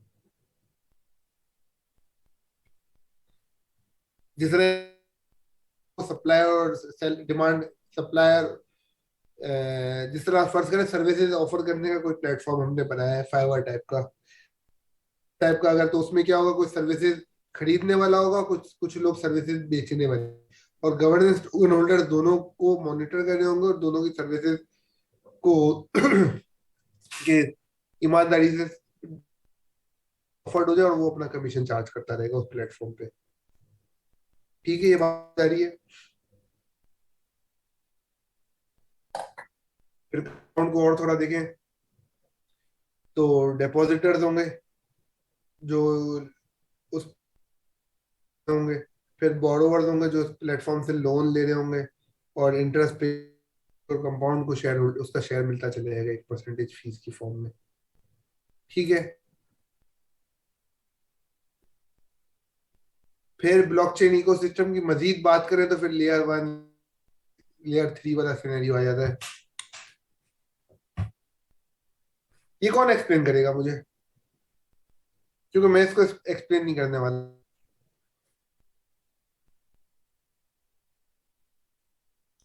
आज लोग ज्यादा सो रहे हैं क्या क्लास में? नहीं नहीं सर, जाग रहे या तो मैं बहुत बोर पढ़ा रहा हूँ आज, ज्यादा बोर नहीं चीजें तो नहीं पढ़ा रहा मैं आज।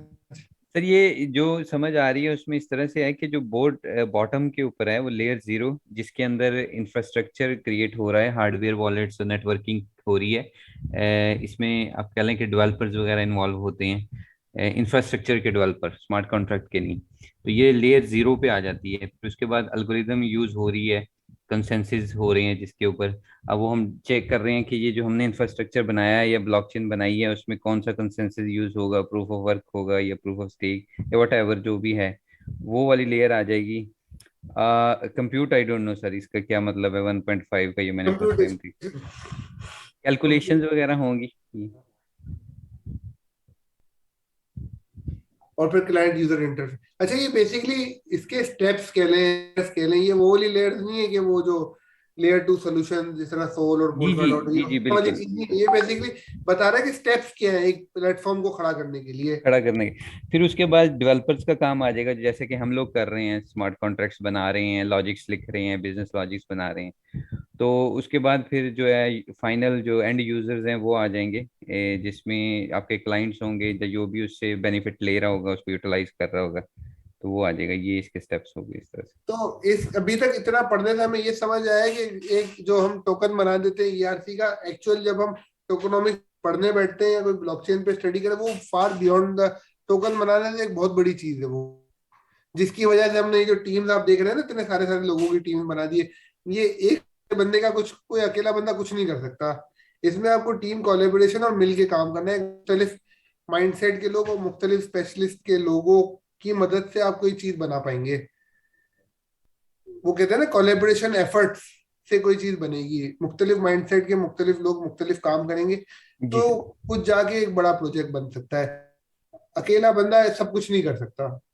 आपको मुख्तलिफ माइंडसेट की चीजें चाहिए होती, मुख्तलिफ लोगों का इनपुट चाहिए होता है। वो सिनर्जीज मिलती है ना, एक से ज्यादा लोग बैठ के जब एक प्रोजेक्ट पे डिस्कशन करते हैं तो वो सिनर्जीज क्रिएट करनी है हमें, ऑब्जेक्टिव ये है। अच्छा, फिजिकल एस्पेक्ट की ये बात कर रहे हैं कि कुछ जिस तरह हमने सर्कल में चल रही है कुछ चीजें, कुछ प्रोजेक्ट का फ्लो स्ट्रेट लाइन में चल रहा होता है, कुछ अप एंड डाउन हो रहे होते हैं, ये भी बड़ी एक सब्जेक्टिव चीज है। फिर monetary policy, token monetary policy और फिजिकल पॉलिसी भी हम पढ़ा है। मेरे ख्याल से ये हम फिर उसके बाद रोक देंगे आज का डिस्कशन इस टॉपिक का। अच्छा, मॉनेटरी पॉलिसी रियल टाइम में किसी को पता है क्या होती है? होगा ना, वो बताए मॉनेटरी पॉलिसी क्या होती है, मॉनेटरी और physical policy.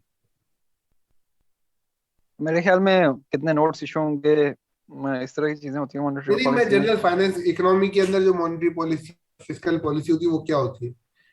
State bank monetary policy issue monetary policy क्यों करता है? सर, मॉनेटरी पॉलिसी जो है वो स्टेट बैंक इम्प्लीमेंट करता है, और दूसरी physical policy that usually involve government.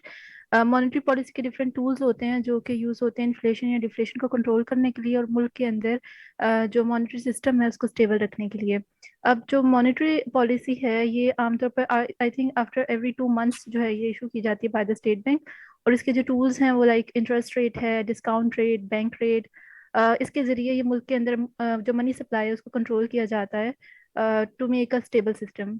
दूसरी तरफ जो फिजिकल पॉलिसी है इसके टूल्स हैं गवर्नमेंट एक्सपेंडिचर्स एंड टैक्सेस।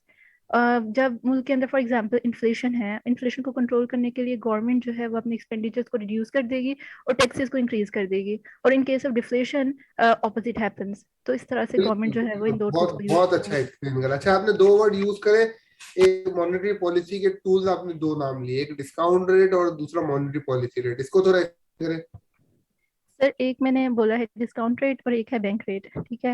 अगर मैं मिक्स ना करूँ, I am not very sure. तो सर जब स्टेट बैंक जो है जिस रेट पर, जिस इंटरेस्ट रेट के ऊपर बाकी तमाम जो कमर्शियल बैंक्स हैं उनको लोन प्रोवाइड करता है, उसे कहा जाता है आई गेस बैंक रेट। मैं एक्सप्लेन कर देता हूँ। देखिए, एक होता है मॉनेटरी पॉलिसी रेट और एक होता है discount rate. Monetary policy rate तो वो होता है कि जिसपे बैंक फाइनेंसिंग चल रही होती है, जो अभी हमारा 12.5% है, सही है? जी जी। अच्छा, 12.5% रेट होता है, वो ये है कि आज के बाद जो फाइनेंसिंग होगी ना मुल्क में, वो उससे ऊपर ही होगी। कमर्शियल बैंक कर रहे होंगे फाइनेंसिंग को, कॉर्पोरेट्स को, कंज्यूमर्स को, गाड़ियों के लिए, हाउसिंग, तो वो उससे ऊपर स्प्रेड करके फाइनेंसिंग कर रहे होते हैं, नंबर वन। और दूसरा डिस्काउंट रेट होता है कि वो जो कमर्शियल बैंक्स स्टेट बैंक से अपनी फाइनेंसिंग दे सकते हैं, वो अभी कुछ 14% के करीब चल रहा है। तो इन दो चीजों से क्या होता है कि सप्लाई ऑफ मनी जो मार्केट में होती है ना, अगर एक्सेस हो जाती है, जैसे ना इन्फ्लेशन आगे, गवर्नमेंट ज्यादा इंसेंटिव दे रही है स्टेट बैंक कि आप मेरे से फाइनेंसिंग ले लो 14% पे, आप पब्लिक को ना दो पैसा, पब्लिक के पास वैसे ही बहुत पैसा आ गया है, और फाइनेंसिंग करेंगे, और फाइनेंसिंग आप पब्लिक को करोगे गाड़ियां लेने के लिए, और चीजें महंगी हो जाएंगी। उस महंगाई को रोकने के लिए स्टेट बैंक खुद ज्यादा रेट ऑफर कर देता है बैंकों को कि यार आप मेरे से ले अकाउंट पे जितने आपके पास पैसे डिपॉजिटर्स के पड़े हुए, आप मुझे दे दो। मैं, और गवर्नमेंट को तो पैसों की वैसे भी जरूरत है, गवर्नमेंट अपने खर्चे को चलाने के लिए पैसे चाहिए। तो दो तरीके, दो चीजें, दोनों वजह से गवर्नमेंट मार्केट से उठा रही है। तो ultimately available for fund for financing commercial bank के पास कम हो जाए। इससे क्या है कि मॉनेटरी पॉलिसी रेट से अगर अब हम टोकन इकोनॉमिक्स की में समझने की कोशिश, तो टोकन की जो प्राइस है उसको कंट्रोल करने के लिए मॉनेटरी पॉलिसी यूज हो। टोकन की या जो करेंसी की प्राइस कंट्रोल करने के लिए जो अगर स्टेट बैंक या कोई प्लेटफॉर्म अगर यूज करेगा, जाहिर सी बात है अगर कोई प्लेटफॉर्म खुद यूज करेगा तो वो मॉनेटरी पॉलिसी टूल ही यूज करेगा। इसी तरह कंट्री के अंदर सेंट्रल बैंक यूज कर रहा होता है।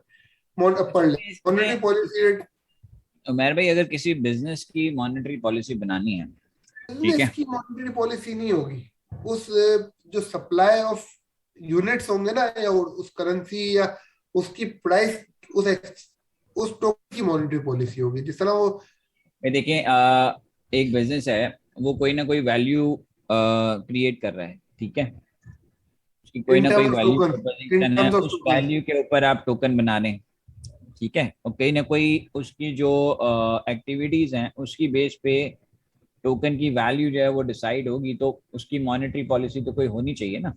बिल्कुल बिल्कुल, मगर होगी वो टोकन के पर्सपेक्टिव से ही देखी जाएंगी, उस यूनिट के पर्सपेक्टिव से देखी जाएगी।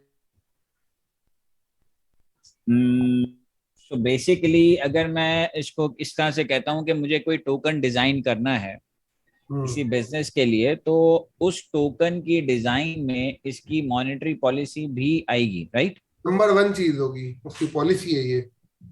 नंबर वन चीज होगी कि भाई हम वैल्यू कैसे डिटरमाइन करेंगे, कौन कौन से ऐसे चीजें हैं जिससे वैल्यू जो है वो इंक्रीज होगी, कौन सी ऐसी चीजें हैं जिससे वैल्यू जो है वो डिक्रीज होगी, कौन से ऐसे कंट्रोल्स हैं जिसके थ्रू आप उस वैल्यू में इक्विलिब्रियम क्रिएट कर सकते हैं, ऐसे ही है। और अगर इंटरवीन करने की जरूरत पड़ी, फर्ज करेगा कोई डिसेंट्रलाइज्ड प्लेटफॉर्म है, इंटरवीन तो देखें, अगर हम ब्लॉकचेन की बात करें तो हम ये कहते हैं कि दो ही तरह से ना, या तो इंटरवीन तो आप कैसे कर सकते हैं, या तो आप अगर टोकन होल्डर्स के थ्रू।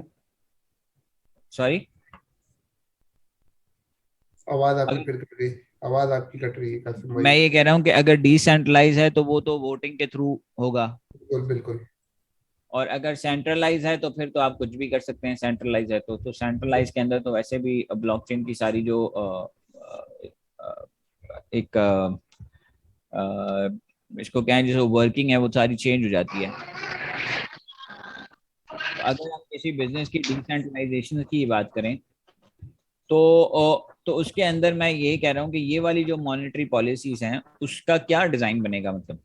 बिल्कुल, और सबसे इम्पोर्टेंट डिसीजन तो यही होता है ना कि उसकी फिक्स सप्लाई रखनी है, उसकी ग्रोथ रखनी है, उसको डिफ्लेशनरी बनाना है, उसको इन्फ्लेशनरी बनाना है, डुअल टोकन बनाना है, उसको क्या, यही सब चीजें ना, ये इसकी मॉनेटरी पॉलिसी है। सब ये सब चीजें जितनी हम पढ़ी ना, ये सब मॉनेटरी पॉलिसी है।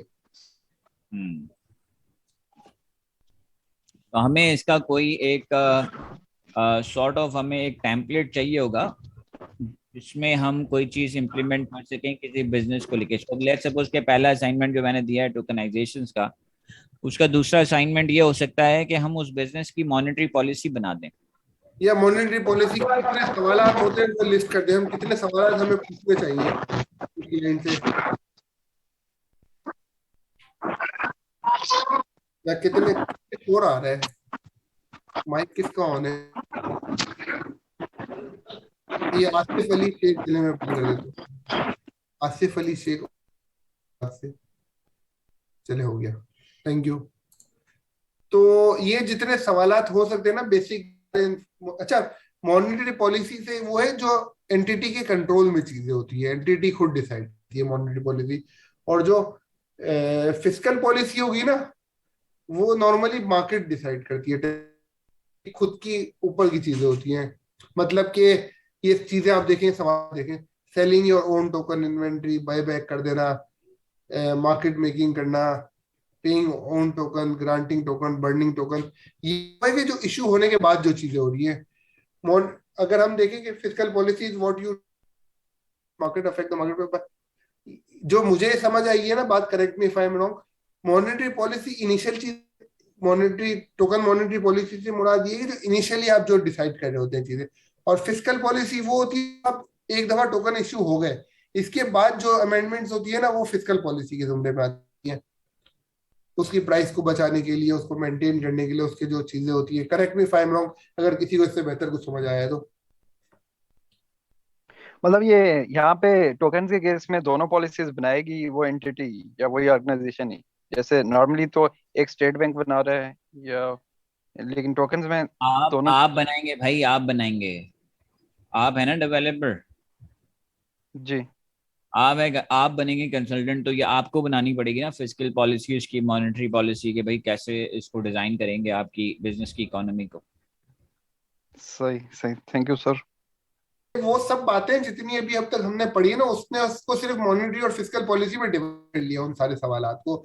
इसमें कोई नई चीज नहीं बता रहा है इसको, सिर्फ इसने जो उसने बेसिकली जितने हमने डिसीजन या जितने पैरामीटर्स पढ़े हैं ना, उसको मॉनेटरी और फिस्कल पॉलिसी में डिवाइड कर दिया है। चीजें कोई नई नहीं है ये इसमें।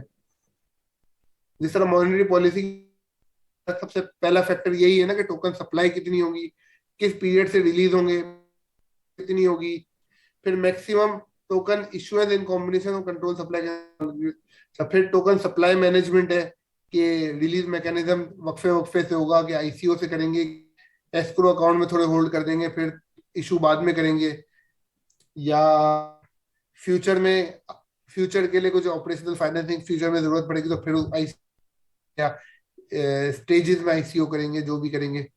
फिर avoid a token price crash, उसके लिए क्या मैकेनिज्म है, टोकन के एस्क्रो अकाउंट में रख लेंगे कि जब कोई जरूरत पड़ी तो तब उसको रिलीज करेंगे उस एस्क्रो अकाउंट में, to ensure investor that escrow account will not be issued at discount. आपको इन्वेस्टर को, अगर आप पॉपुलर आप अपना स्ट्रॉन्ग बनाने चाह रहे हैं तो आप इन्वेस्टर को कॉन्फिडेंट कि जो हमने एस्क्रो अकाउंट में रखे वो हम डिस्काउंट पे नहीं इशू कर देंगे। फिर लॉकअप करेंगे एस्क्रो अकाउंट को, मुख्तलिफ चीजें हो सकती हैं। तो ये सब चीजें सवाल मॉनेटरी पॉलिसी के जुमरे में आते हैं, क्या क्या उसमें आएंगे। तो बेसिकली इसने एक लाइन खींच दी है चीज के दरमियान कि ये क्या चीजें हैं। अच्छा, नॉर्मली जो मॉनेटरी पॉलिसी होती है ना, वो इनिशियल चीजों पे, इनिशियल जब पेपर बनता है, फिस्कल पॉलिसी उसके बाद में डिसाइड होगी। फिस्कल पॉलिसी ना मेरे ख्याल आप इनिशियल पेपर में नहीं लिख रहे होंगे ये सब बातें, ये बाद में फिर आप डेवलप करेंगे। या मेरे ख्याल में ये फिजिकल मार्केट पे डिपेंड करेगी आपका टोकन कैसे बिहेव कर रहा है। हाँ, उसके बाद भी चलेंगी ये मार्केट डिमांड फिर बाद में क्रिएट करने के लिए। ठीक है, अच्छा आगे क्या है हमारे पास, वैल्यूएशन ऑफ टोकन। अच्छा, ये एक बड़ा डिफिकल्ट भी कह सकते हैं, एक अजीब कॉन्सेप्ट भी कह सकते हैं। अच्छा, क्योंकि वैल्यूएशन, अच्छा एक किसी यहाँ तक कोई सवाल तो नहीं है, अभी हम एक दूसरा डिस्कशन स्टार्ट करने वाले हैं यहाँ से।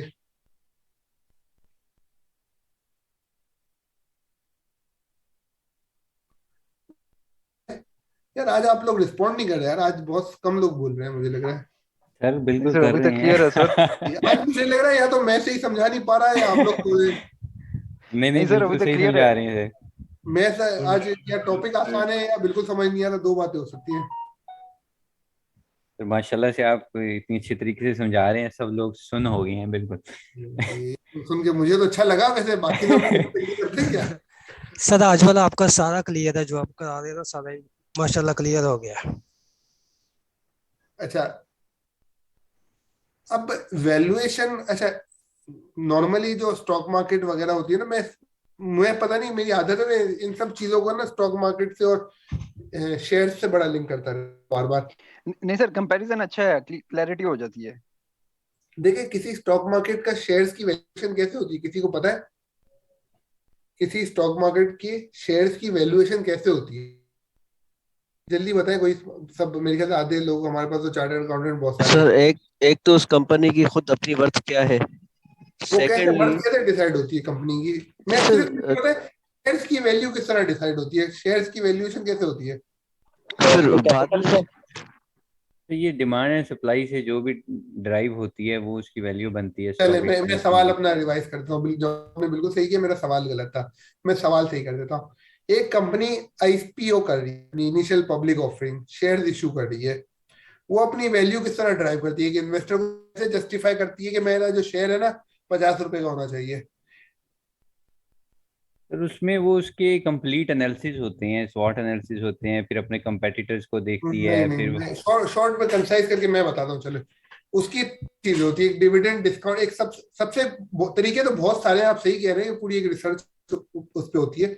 जो बेसिक एक चीज होती है ना वैल्यूएशन की, वो होता है एक मॉडल बनता है उसकी प्राइस ड्राइव करने के लिए। बहुत सारी तरह के मॉडल्स हो सकते हैं, तो एक जो सिंपल और जो वो है डिविडेंड डिस्काउंट मॉडल या ग्रोथ मॉडल। वो कंपनी कितना डिविडेंड देगी या दे रही है, एस्टेब्लिश कंपनी है वो, अब मार्केट में 2-3 साल का उसका ट्रैक रिकॉर्ड है, अब वो जाए मार्केट में जाके और फंडिंग जमा करे, और वो फ्यूचर के हो सकता है कोई सीमेंट फैक्ट्री नया प्लांट लगाने वाली है, कोई ऑटो मैन्युफैक्चरिंग सेक्टर है वो 2 नए प्लांट लगाने वाली है किसी और सिटी में, दूसरे कंट्री में, तो उसका ट्रैक रिकॉर्ड में वो देखेगा उसकी साल में कितनी ग्रोथ कितनी हो रही है।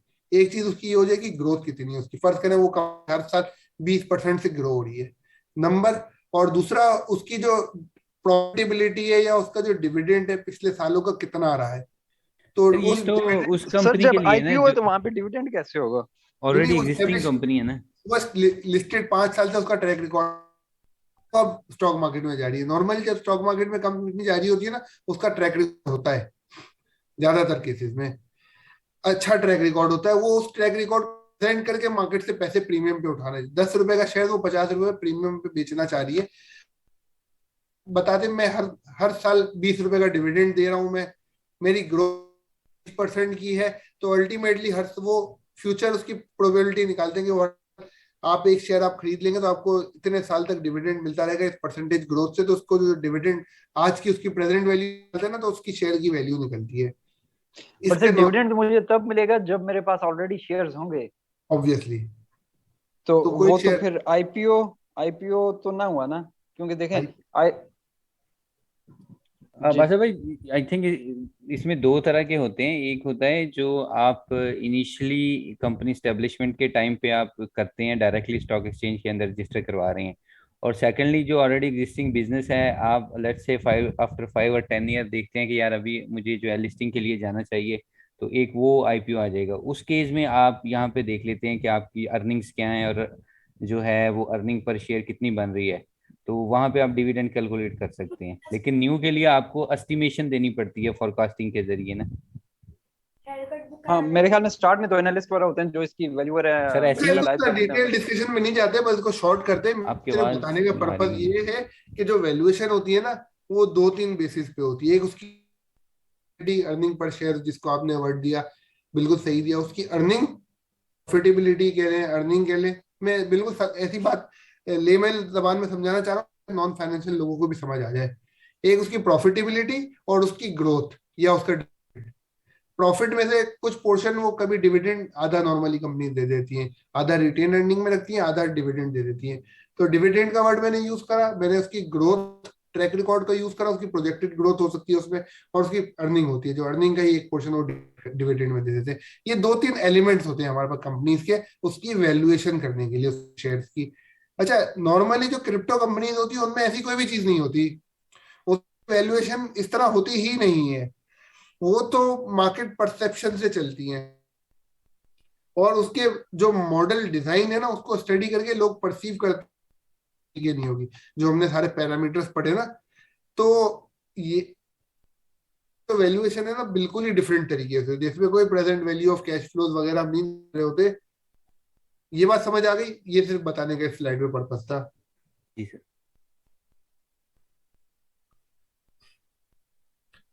और अगर उसको इक्विटी की तरह अगर वैल्यूएशन करने बैठेंगे ना तो क्रिप्टो कंपनी की वैल्यूएशन जीरो आ जाएगी हिसाब से।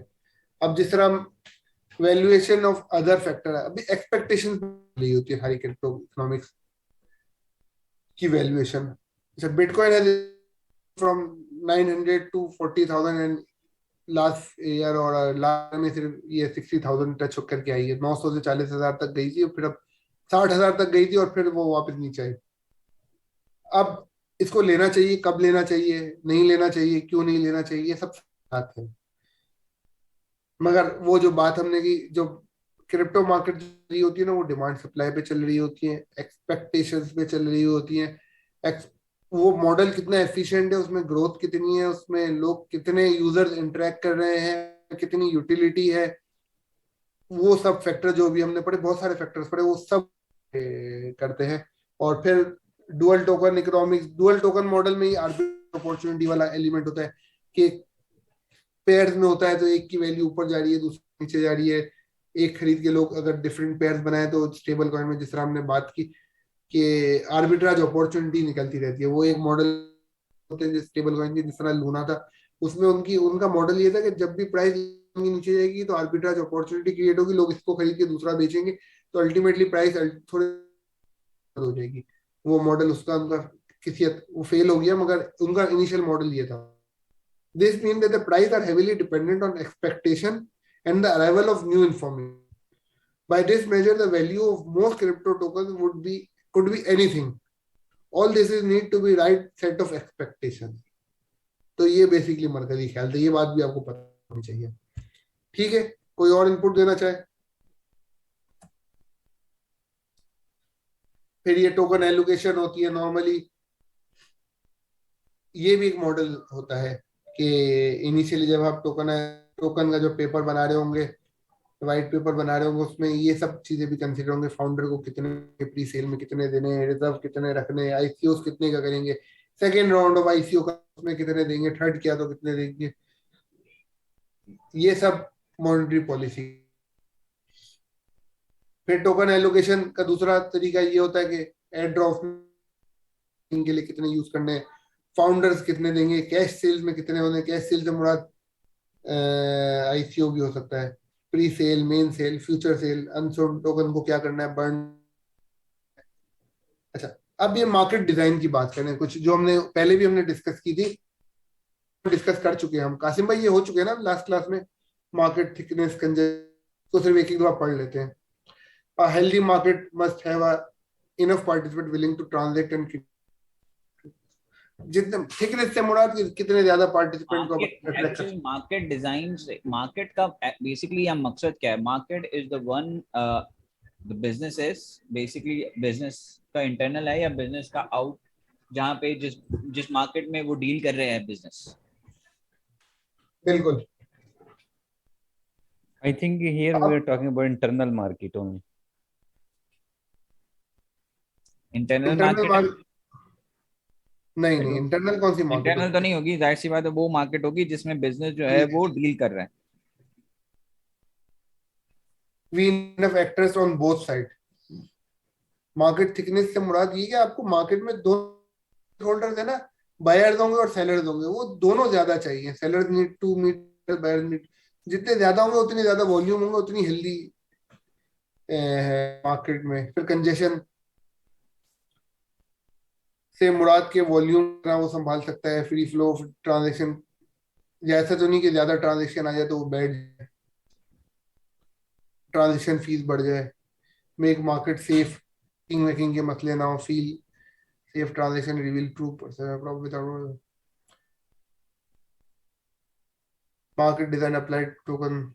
जो अच्छा अच्छा बेसिकली मार्केट डिजाइन होगा वो थिकनेस को इंक्रीज में हेल्प करेगा, रेफरल बोनस टाइप की स्कीम, माइनिंग। ये 3 मेथड है बेसिकली जिससे मार्केट थिकनेस बढ़ाई जा सकती है। माइनिंग इंसेंटिव, पार्टनरशिप दूसरे प्लेटफॉर्म के साथ, रेफरल बोनस पार्टिसिपेंट्स को। माइनिंग से कैसे सर? यार बेसिकली पार्टिसिपेंट आप इन्वॉल्व करें, जितने ज्यादा लोग उस माइनिंग में या उस इन्वॉल्व आपके प्रोजेक्ट में जुड़ते चले जाएंगे ना, आपके प्रोजेक्ट का जस्ट लाइक अ बिटकॉइन।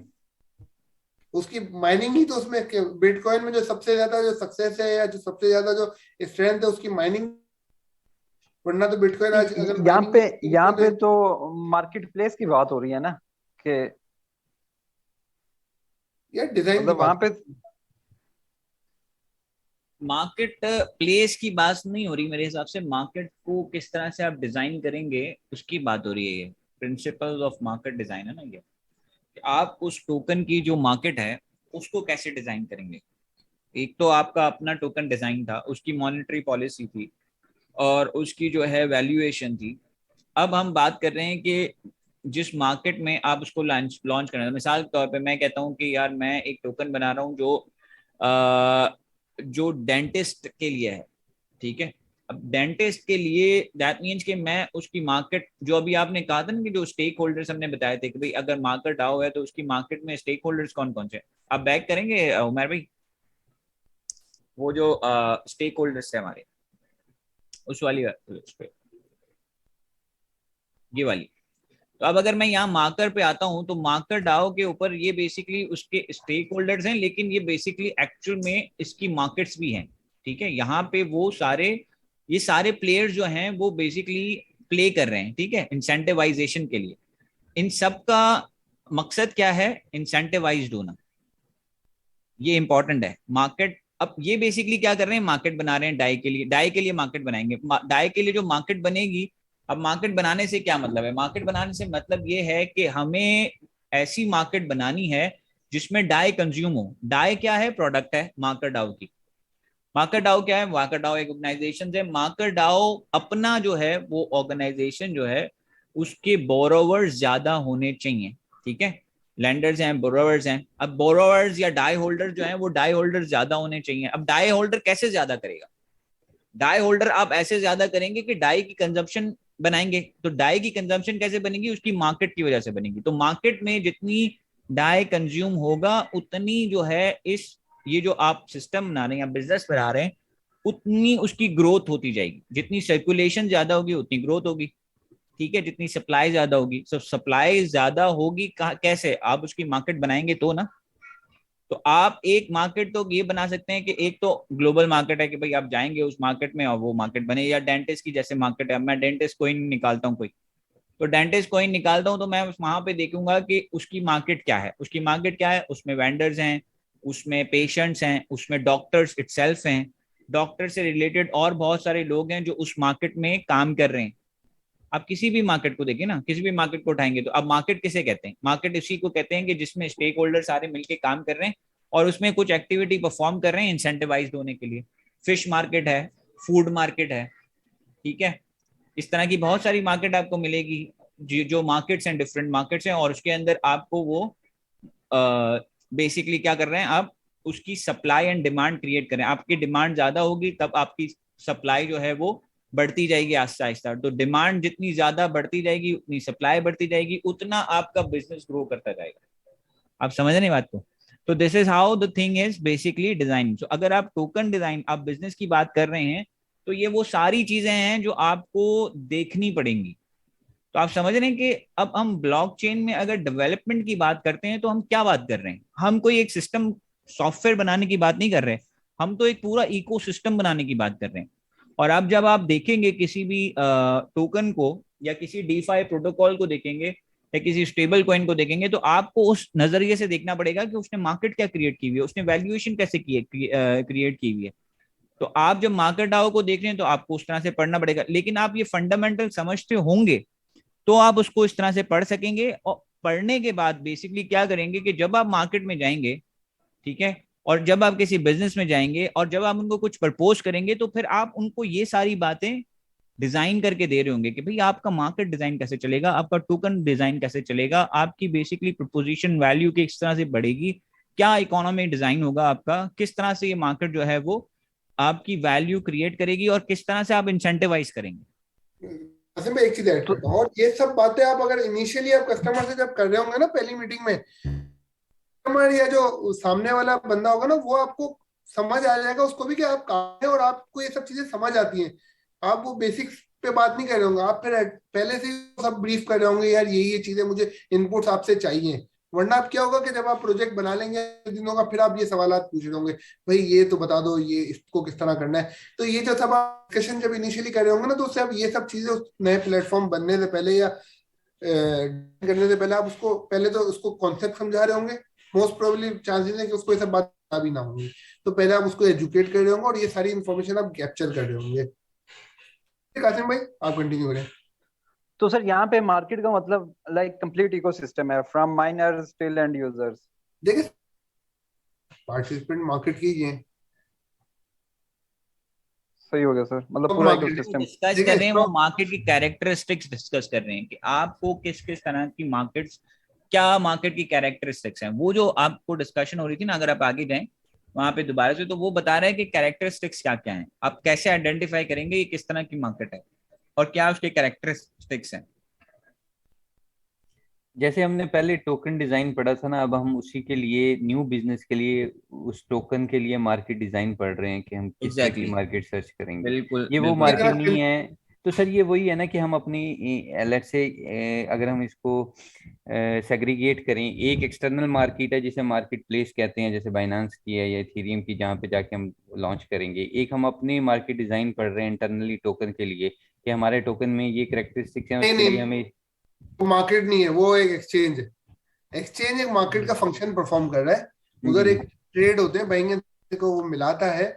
मगर ये तो जब हम बात करें तो प्रॉपर पूरी मार्केट की बात करें, जब हम टोकन जब मार्केट में जाएगा तो उसको क्या रिएक्शन फील होगा, उसकी पार्टिसिपेंट किस तरह करेंगे, उसकी कंजेशन किस तरह कंट्रोल करेंगे, जिस तरह बात कर रहे हैं दूसरे पॉइंट में कि उसकी कंजेशन को कंट्रोल करने के बाद उसका मेंबरशिप डिपॉजिट हम रख लें। जिस तरह अगर कोई स्टेक होल्डर हम स्टेकिंग ये करवा रहे हैं तो उसकी हमने डिपॉजिट रख लिया। हम अगर उसका प्रूफ ऑफ स्टेक मैकेनिज्म वाले हम अगर टोकन इशू कर रहे हैं तो हम उससे डिपॉजिट ले लेंगे, स्टेक्स करवा लेंगे। अगर और कंजेशन कंट्रोल करना, हम ट्रांजेक्शन फीस रख लेंगे, कितनी ट्रांजेक्शन, अगर हमारे कंजेशन का, अगर हमें थिकनेस को कंट्रोल करने तो हमारे पास यही पैटर्न है ऊपर तीन चीज। सेफ्टी के लिए हम गवर्नेंस टोकन होल्डर का यूज करते हैं, स्मार्ट कॉन्ट्रैक्ट को एफिशिएंट बनाने का टूल यूज कर सकते हैं, स्टेशन मुझे नहीं पता क्या है, स्टेकिंग का मेथड यूज कर सकते हैं। Through this pillars of market thickness, congestion, can Orient control, ये कंट्रोल कर सकते हैं टोकन्स की मार्केट की इनएफिशिएंट ना होने से मार्केट में, and game theory mechanism to revert higher goal. जो चीजें आगे जाके फेल हो जाती है ना, जिस तरह फर्ज करें लूना की हम एग्जांपल दें, तो ये बेसिकली मार्केट बिहेवियर की वजह से ही उसने फंक्शन किया ना। तो उसका ये मार्केट डिजाइन में कहीं फ्लॉ था ना। अगर हम लूना की जो फेलियर की बात करें तो उसमें क्या फेलियर था, प्रोडक्ट की मॉनेटरी पॉलिसी तो बहुत अच्छी, डिजाइन भी बहुत अच्छा था, मगर मार्केट डिजाइन है ना वो उसमें थोड़ी वीकनेस थी जिसको लोगों ने एक्सप्लॉइट किया और वो फेल हो। ऐसा ही है जी बिल्कुल। मार्केट डिजाइन में भी मेरे ख्याल में एग्जांपल बड़ी वैलिड है कि उसकी मार्केट जो है वो बन नहीं सकी, उसकी मार्केट कोई थी ही नहीं एक्चुअली। उसकी मार्केट क्या थी, एवलांच, ठीक है, वहां पे जाके एक 20% का उन्होंने पॉन्जी स्कीम शुरू की हुई थी, तो मार्केट नहीं थी उसकी। सो आप जब किसी डीफाई प्रोटोकॉल को या इस तरह से स्टेबल कॉइन को या कोई टोकन डिजाइन को जब आप एवेलुएट कर रहे होंगे तो आप उसकी मार्केट डिजाइन के ये पैरामीटर्स देखेंगे तो आपको पता चल जाएगा कि यार ये जो टोकन है इसकी कोई वर्थ है भी कि नहीं।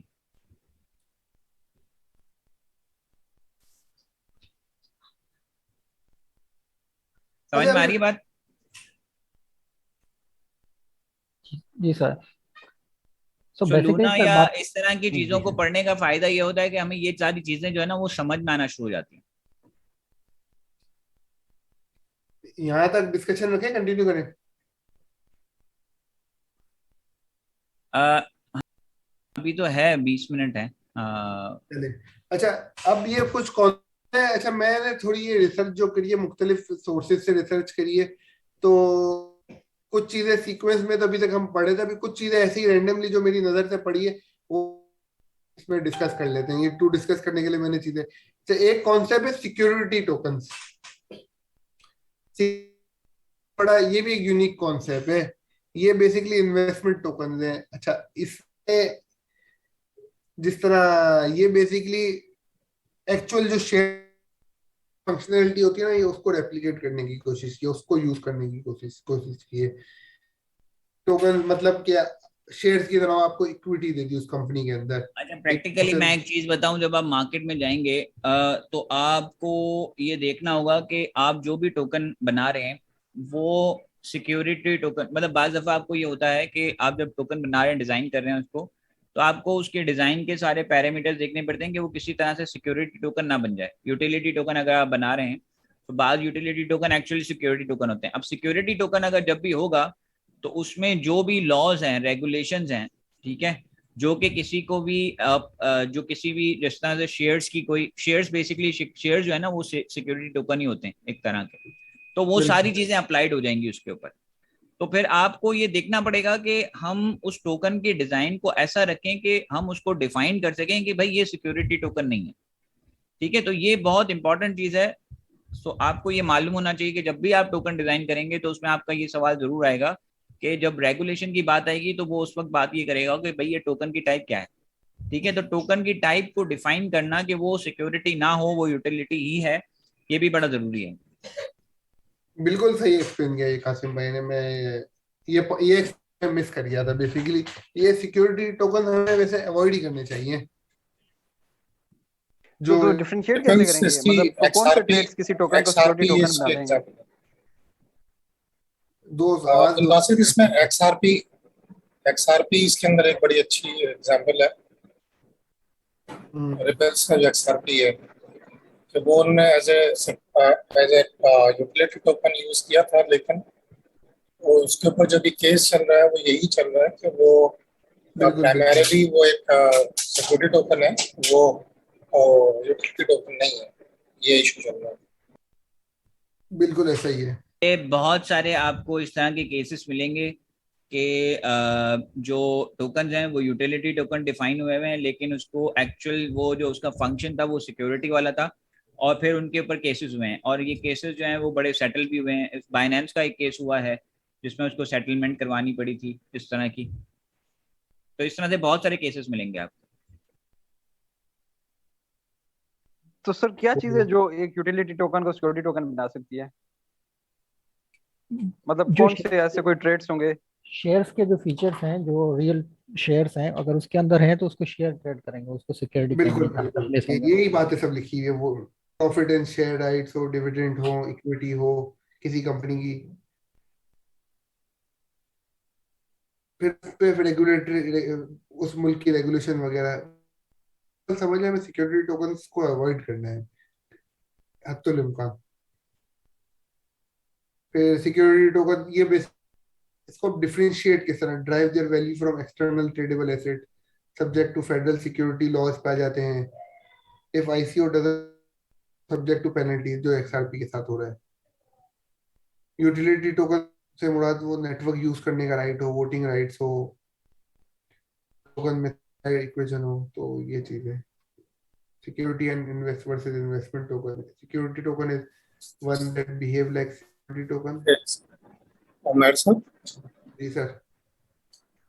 जी, इसमें जो मैंने अब तक इसके बारे में पढ़ा था, तो इसमें मुझे जो प्राइमरीली 2 पॉइंट्स मिले जिसके ऊपर अब तक सारा जो भी केसेस हुए हैं या डिसीजंस हुए हैं, वो 2 पॉइंट्स हैं। एक ये कि ओनरशिप राइट्स और प्रॉफिट डिस्ट्रीब्यूशन, जो कि उसको डिस्टिंग्विश कर रहे हैं यूटिलिटी टोकन से सिक्योरिटी टोकन्स को।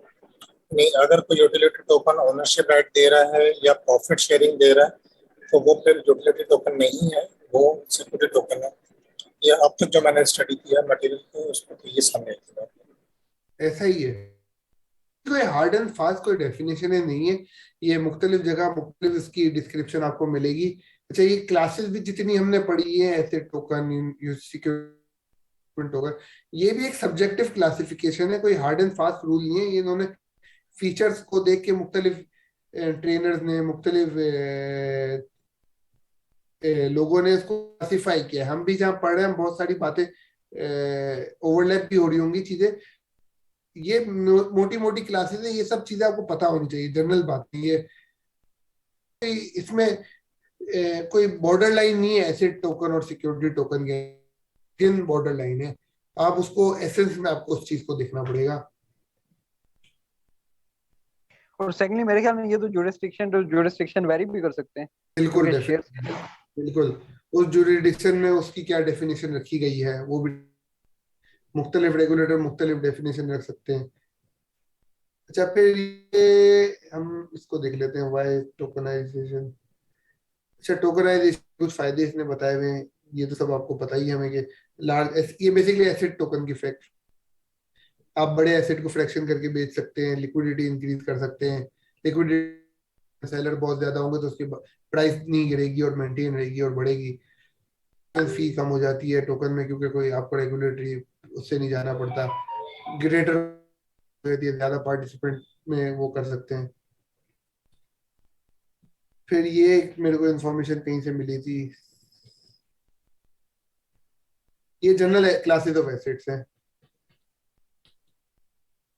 जिस तरह एक एक्चुअल, ये ब्लॉकचेन के अलावा बात हो रही है कि कितनी क्लासेस ऑफ एसेट्स होते हैं। कैश होता है, इक्विटी होती है जिसमें शेयर्स हो जाते हैं, फिर फिक्स इनकम होते हैं जिस तरह बॉन्ड्स हैं, म्यूचुअल फंड्स हैं, फिक्स डिपॉजिट्स हैं, ये फिक्स लैंडिंग के लिए इस्तेमाल होती हैं। रीट्स हैं, रियल एस्टेट है, जिस तरह डॉल्मेन सिटी रीट्स करके बेचा गया है स्टॉक मार्केट में। पाकिस्तान स्टॉक एक्सचेंज में वाहिद रीट्स है डॉल्मेन सिटी रीट्स ने टुकड़े 10-10 रुपए की यूनिट बना के, डॉल्मेन मॉल है ना, उसके बेचे हुए स्टॉक मार्केट में। क्वार्टरली डिविडेंड आता है, यानी कि हर उनके मॉल। डॉल्मेन मॉल क्लिफ्टन। अच्छा, ये आईपीओ हो चुका है डॉल्मेन का? आईपीओ नहीं हुआ, उसने रीट्स इशू हुए हैं।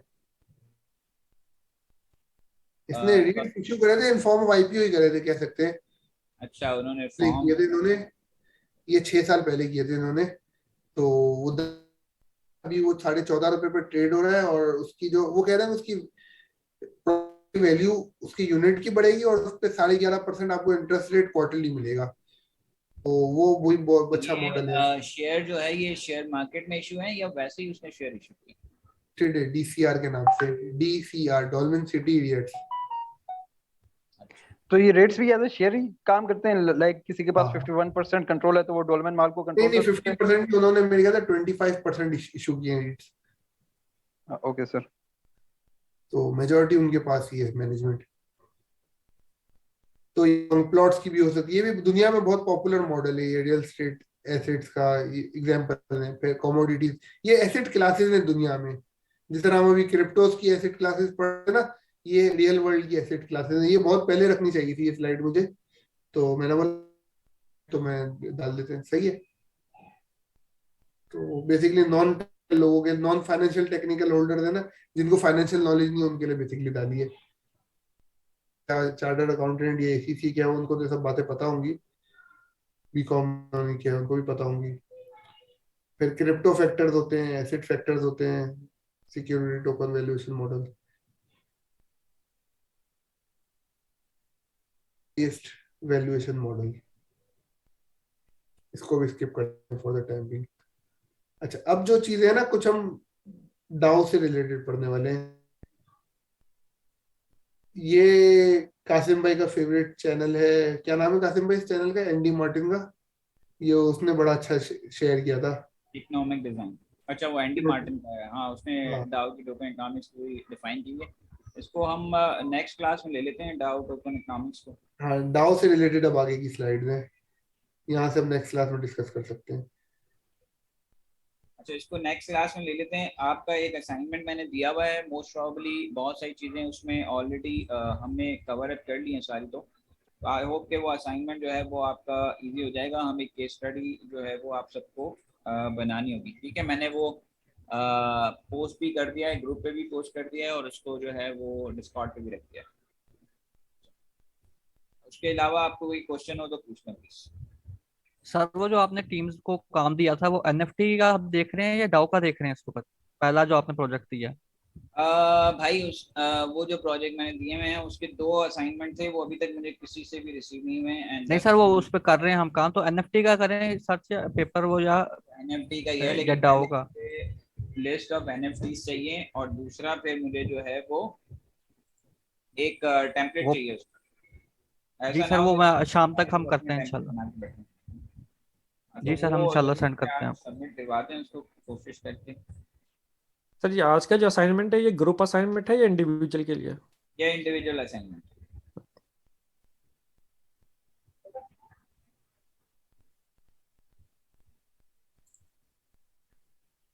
ठीक है। अगर अच्छा 10 मिनट रह गए, मैं बेसिकली चाहूंगा कि जो हमने लास्ट 2 दिन पहले लूना को डिस्कस किया था, कोई क्विकली रिकैप करवा सकता है तो करवा दे, ताकि बाकी स्टूडेंट को फायदा हो जाए।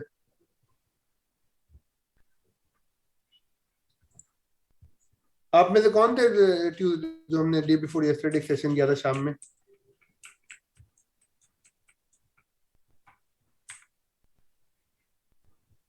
कोई नहीं था आप में से?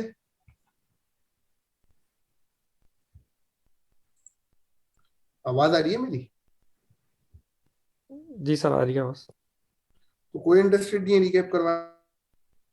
सर समझ में तो आया था, लेकिन इतनी मतलब एक्सप्लेन इतनी जो है वो जिस तरह आपने एक्सप्लेन किया था उस तरह एक्सप्लेन नहीं कर सकते। अच्छा ऐसा है। तो कोई ट्राई करें इंशाल्लाह, फिर कंटिन्यू कर, थोड़ा सा स्टार्ट करो आप में से कोई।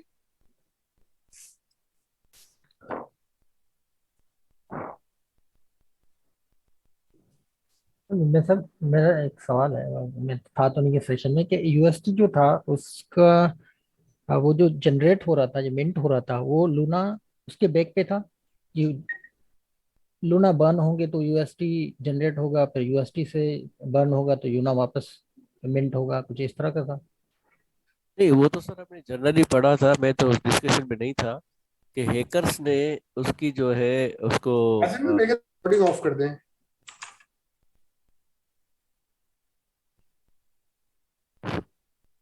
सर आवाज आ रही है? जी जी आ रही है। उसके ऊपर हैकर्स अटैक हुआ था ना सर, उसके ऊपर एक डबल कॉइन इसका जो मिंट हुआ था, मैं डिस्कशन में नहीं था लेकिन Recording stopped.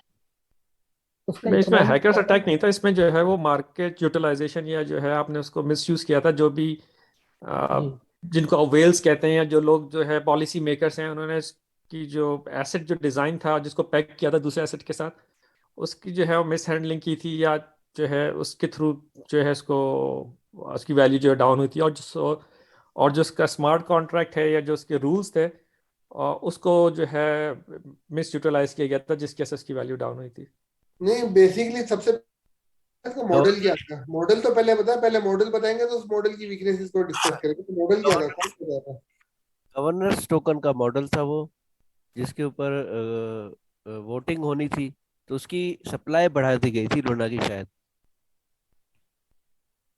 शायद भाई की बात है ना। यूएसटी का इकोनॉमिक मॉडल होना चाहिए सर, क्योंकि फेल तो यूएसटी हुआ है ना, पूरे ब्लॉकचेन को यूएसटी ने बिठाया है। चले मेरे ख्याल से आप लोग थोड़ा पढ़ लें इसको, फिर किसी ने कुछ नहीं पढ़ा इसका मतलब इस बारे में।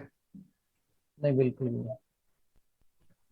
तो चले फिर, और कोई सवाल है आज की क्लास के लिए?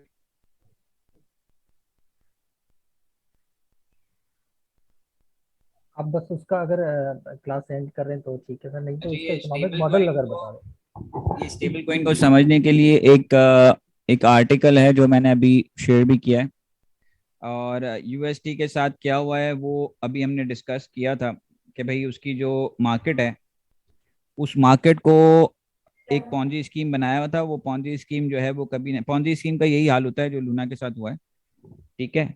तो उसके स्टेबल कॉइन का जो मैकेनिज्म था वो एल्गोरिथमिक मैकेनिज्म था।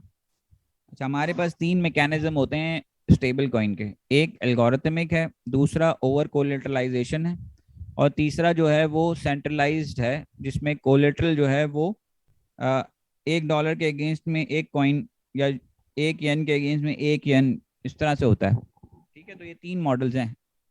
अभी 3 मॉडल के अंदर जो इंपॉर्टेंट चीजें हैं वो है पैग की स्टेबिलिटी। पैग की स्टेबिलिटी का मतलब ये है कि जो भी स्टेबल कॉइन आप कह रहे हैं, जिसको स्टेबल कह रहे हैं, वो किसी ना किसी एसेट के साथ पैग होगा। तो वो जो पैग है उसकी स्टेबिलिटी जो है वो 2 तरीके से ही मैनेज हो सकती है। या तो आप उसको ओवर कोलेटरलाइज करें। ओवर कोलेटरलाइजेशन का मतलब क्या होता है? मार्केट कि आप एक ऐसे टोकन एसेट की जगह ज्यादा लें। जी, यानी कि अगर आपको फॉर एग्जांपल एक डाई अगर आप लेने जा रहे हैं तो उसके अगेंस्ट आप जो है $1.5 जो है वो डिपॉजिट कर रहे हैं। जी, एक डाई ले रहे हैं तो आपको तकरीबन $1.5 के ईथर जो है वो डिपॉजिट करना पड़ेगा। ठीक है, तो अगर वो इस तरह से ओवर कोलेटरलाइज है। ओवर कोलेटरलाइजेशन में प्रॉब्लम क्या होती है कि आपको कैपिटल बहुत ज़्यादा चाहिए होता है। ठीक है, अगर आपको मार्केट को चलाना है तो आपको कैपिटल बहुत ज़्यादा चाहिए इसके अंदर। ये बात समझ में आ रही है आपको? हाँ जी सर, हाँ जी। ठीक है, बिल्कुल सर। लेकिन जो इम्पोर्टेंट चीज़ है वो इसमें क्या होती है, 2 चीज़ें अचीव हो जाती हैं। ओवर कोलेटरलाइजेशन की वजह से आपका पैक भी अचीव हो रहा है और डिसेंट्रलाइजेशन भी अचीव हो रही है, क्योंकि वो ऑटो होता है, डिसेंट्रलाइज चल रहा होता है। ठीक है, दूसरा जो तरीका है वो यूएसडीटी का है, थीटर का है, या कोई भी पैक्ड आप स्टेबल कोइन ले लें जो सेंट्रलाइज हैं, सीबीडीसी हो गया। तो ये सारे जो हैं वो क्या होते हैं, ये कोलेटरलाइज होते हैं, और कोलेटरलाइज जो है वो वन ऑन वन होते हैं। लेकिन इसमें डिसेंट्रलाइजेशन नहीं हो सकती क्योंकि ये सेंट्रलाइज होते हैं, क्योंकि किसी न किसी को जो है वो पूल ऑफ कैपिटल लेके आना पड़ेगा। ठीक है, तो इस तरह से थीटर या सीडीबीसी वगैरह जो है वो सारे सेंट्रलाइज होते हैं, वो डिसेंट्रलाइज नहीं होते। लेकिन इसमें भी होता ये है कि वो पैक मेंटेन होता है, क्योंकि वो पैक जो है वो किसी ना किसी गारंटी के थ्रू लेके आ रहे होते हैं। तो अब ये 2 मॉडल हैं जिसमें या तो ओवर कोलेटरलाइज कर रहे हैं या फिर आप जो है वो 1-to-1 करेंगे तो सेंट्रलाइज हो जाएगा। तीसरी चीज जो है वो तीसरी चीज एल्गोरिथमिक है, जिसमें आप क्या कर रहे हैं कि डिसेंट्रलाइज भी रख रहे हैं और कैपिटल जो है वो भी आपको ज्यादा नहीं चाहिए। तो एल्गोरिथमिक में होता क्या है, या तो वो पार्शियली कोलेटरलाइज होते हैं या बिल्कुल ही कोलेटरलाइज नहीं होते। ठीक है, वो किसी ना किसी वैल्यू के बेस पे चल रहे होते हैं। उनके साथ प्रॉब्लम यही होता है कि एल्गोरिथमिक जितने भी स्टेबल कॉइन्स हैं अभी तक, वो इतने कामयाब इसलिए नहीं हो सके कि उनकी पैक की स्टेबिलिटी जो है यूएस डॉलर के साथ जो पैक है उसका वो मेंटेन नहीं रहता। क्योंकि कभी भी कोई भी मार्केट में अप एंड डाउन आया या कोई भी ब्लैक स्वैन इवेंट आया या कुछ भी ऐसी चीज हुई तो वो बैठ जाएगा। अब उसके लिए एल्गोरिथमिक टोकन जो है वो उस वक्त जो है वो चल सकता है, दो कंडीशन में चल सकता है। एक तो उसकी मार्केट बड़ी हो, मार्केट बहुत ज्यादा बड़ी हो और बहुत ज्यादा डिसेंट्रलाइज हो, तब जाके आपका एल्गोरिथमिक कॉइन जो है वो चल सकता है। और ये दोनों चीजें अचीव करना बहुत मुश्किल है। ठीक है, तो यूएसटी और लूना को अब आप इस नजरिए से पढ़ेंगे तो आपको ये जो है वो समझ में आएगा कि हुआ क्या है उसके साथ। तो ये इसका जो है वो एक आर्टिकल है, उस आर्टिकल को पढ़ लें। वो आर्टिकल बहुत ही जबरदस्त आर्टिकल है, उसमें आपको ये सारी चीजें समझ में आ जाएंगी। जो मैकेनिक्स है ना एक्चुअली स्टेबल कॉइन की, वो आपको समझ में आ जाएगी। तो आगे आप किसी को समझा रहे हैं या खुद आपको स्टेबल कॉइन कभी जब बनाना होगा तो आपको एक्चुअल में समझ में आ जाएगा कि स्टेबल कॉइन जो है उसकी मैकेनिक्स कैसे हैं और वो किस तरह से चल सकता है और क्या उसके प्रॉज एंड कॉन्स है। ठीक है जी। तो ये कहा जा सकता है सर अभी तक वो सर्वाइविंग उसमें एल्गोरिथम टोकन्स जो है वो सर्वाइविंग कंडीशन में अभी भी अब इतने कामयाब नहीं है तो। जी बिल्कुल, एल्गोरिथमिक कॉइन जो है वो इतने कामयाब नहीं है। इसकी वजह ये 2 है ना, ये 2 चीजें जो हैं, यानी कि आप सोचें कि अगर आप कोई ब्लॉकचेन बना रहे हैं, सबसे बड़ा मसला क्या है ब्लॉकचेन बनाने में? अगर आप अपनी ब्लॉकचेन बना रहे हैं, नेटवर्क एक्सेप्टेबिलिटी, नेटवर्क, आपको इतना बड़ा नेटवर्क क्रिएट करना पड़ेगा ना। अगर आप इथेरियम को, जितना बड़ा नेटवर्क होगा उतनी ज्यादा सिक्योरिटी होगी, उतनी ज्यादा डिसेंट्रलाइजेशन होगी, उतनी ज्यादा आपकी ब्लॉकचेन जो है वो वैलिड होगी, उतनी ज्यादा अनहैकेबल होगी। अब वो अचीव करना जो है वो बहुत मुश्किल काम है। उसके लिए आपको बहुत ज्यादा रिसोर्सेज चाहिए, बहुत ज्यादा यूएसपी चाहिए, या तो आप कोई बहुत ही नई चीज लेके आ रहे हैं उसके अंदर आपकी ये काम हो सकता है कि उसकी मार्केट पूरी डेवलप हो जाए। वो मार्केट का गैप है, जिस तरह से पोल्का डॉट है, मैंने पहले भी एग्जांपल दी थी। जिस तरह से पोल्का डॉट है, पोल्का डॉट जो है जो चीज लेके आ रहा है और जो चीज वो कर रहा है वो इजीली इथेरियम के लेवल पे आ सकता है, लेकिन उसको आने में भी अभी बहुत टाइम लगेगा। ठीक है, सोलाना को देख रहा हूँ, सोलाना भी इस तरह आगे बढ़ रहा है। सोलाना के साथ भी वही मसला है कि उसके पास बहुत ज्यादा पैसा है, बहुत ज्यादा उसके पास जो है वो वीसी फंडिंग्स हैं, उसको वो पुश कर रहा है। अब वो लगाता जाएगा, मार्केट बनती जाएगी, कुछ अच्छी प्रोडक्ट्स आ चुकी हैं उसके पास, लेकिन स्टिल अगर आप सोलाना को इथेरियम से मुकाबला करेंगे तो कोई मुकाबला नहीं है उसका। 2-3 दफा शट डाउन हो चुका है उसका सिस्टम से। 2-3 दफा अभी भी शट डाउन हुआ था क्योंकि बहुत ज्यादा वो उस पर वो हो गया था, रश हो गया था। तो यही मसले मसाइल, क्योंकि देखें इथेरियम जो है ना वो बैटल हार्डन हो चुका है, इतने अरसे से चल रहा है। और दूसरी बात यह है कि प्रूफ ऑफ स्टेक के अपने बहुत सारे मसले हैं कंसेंसस एल्गोरिथम के।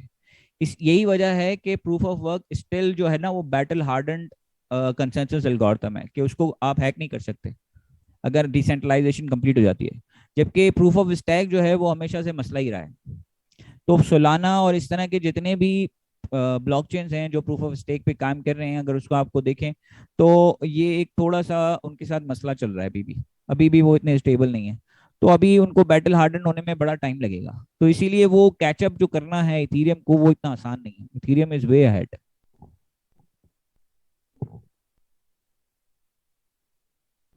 Thank you very much sir. Okay जी, thank you very much. I hope कि यार ये नेक्स्ट क्लास में आप मेरे असाइनमेंट जो है वो सबमिट करवा देंगे, बिकॉज ये आपके लिए बड़ा अच्छा है और इस पूरे टोकनॉमिक्स को समझने के लिए बड़ा इम्पोर्टेंट है। अगर आप ये असाइनमेंट नहीं करेंगे तो you will completely loss, because आपको इस असाइनमेंट को करने के लिए बार बार इस प्रेजेंटेशन को पढ़ना पड़ेगा और भी आर्टिकल्स पढ़ने पड़ेंगे। अच्छा, होपफुली ये आपको वैसे इन्फॉर्मेशन बताओ, ये इन्फॉर्मेशन जमा करने के लिए बड़ी एफर्ट करनी पड़ती है, ऐसे ही ये इन्फॉर्मेशन नहीं जमा होती। इसको सीक्वेंस में बिट्स एंड पीसेस में मुख्तलिफ जमा इन्फॉर्मेशन बनाइए। इसको प्लीज इसको मैक्सिमम यूटिलाइज करें इस इन्फॉर्मेशन को। जी सर, इंशाल्लाह। अच्छा, मुझे लग रहा है कि अभी क्लास में बेसिकली लोगों का स्लो गया, लोग बस क्लास ले लेते हैं और फिर सो जाते हैं या क्या करते हैं, अगली क्लास फिर उठ के थोड़ा सा इसको सेल्फ स्टडी रोज दें, आधा 1 घंटा। उमर साहब ये स्लाइड शेयर कर सकते हैं आप? जी, मैं हर क्लास में कर देता हूँ। ये लास्ट क्लास की इसलिए नहीं की थी मैंने कि उसका हमारा कंटेंट कंप्लीट नहीं हुआ था इस टॉपिक का। तो डेफिनेटली आपको के लिए बनाइए, मैं जरूर शेयर कर दूंगा कंप्लीट करके इसको 1-2 दिन में। जी ठीक है। आपने पिछली स्लाइड्स की, आपको सब मिल चुकी हैं? जी सर, वो डाउनलोड हो गई है अभी, क्योंकि ये असाइनमेंट बनानी है तो यहाँ से थोड़ी हेल्प मिल जाएगी, फ्लो चार्ट बन जाएगा। इन्फॉर्मेशन शेयर करने में मसला ये होता है कि जब आप इन्फॉर्मेशन एक दफा शेयर कर देते हैं ना, वो फिर वो सेव पड़ी होती है कि बस कभी भी बंदा देख लेगा, तो दिन कभी आता नहीं है देखने के लिए। तो ऑल्दो मैं तो स्कूल ऑफ थॉट हूँ कि शेयर ही नहीं करनी चाहिए ताकि लोग क्लास में फोकस करके देखें और अपने नोट्स बनाए। तो इसलिए दे देते हैं क्योंकि बहुत सारे लोग ऑनलाइन भी सुन रहे होते हैं और लोगों की अपनी मसरूफियात होती है, थोड़ा उनको। सर आप ऑनलाइन एक्सेस दे दें, आप डाउनलोडेबल ना दें, ताकि जब चाहे आपकी शेयरिंग ऑफ कर सके। बात तो एक ही है ना। चले, मैं वैसे तो पीडीएफ शेयर कर दूंगा, मैं कोई इशू नहीं है।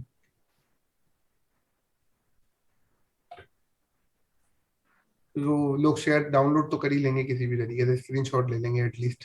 तो आजकल के तरीके बहुत है, तो ऐसी वो तो क्लास के मटेरियल से भी ले सकते दूंगा हैं। मैं खुद ही आपको दे दूंगा पीडीएफ, आप बेफिक्र हो जाए।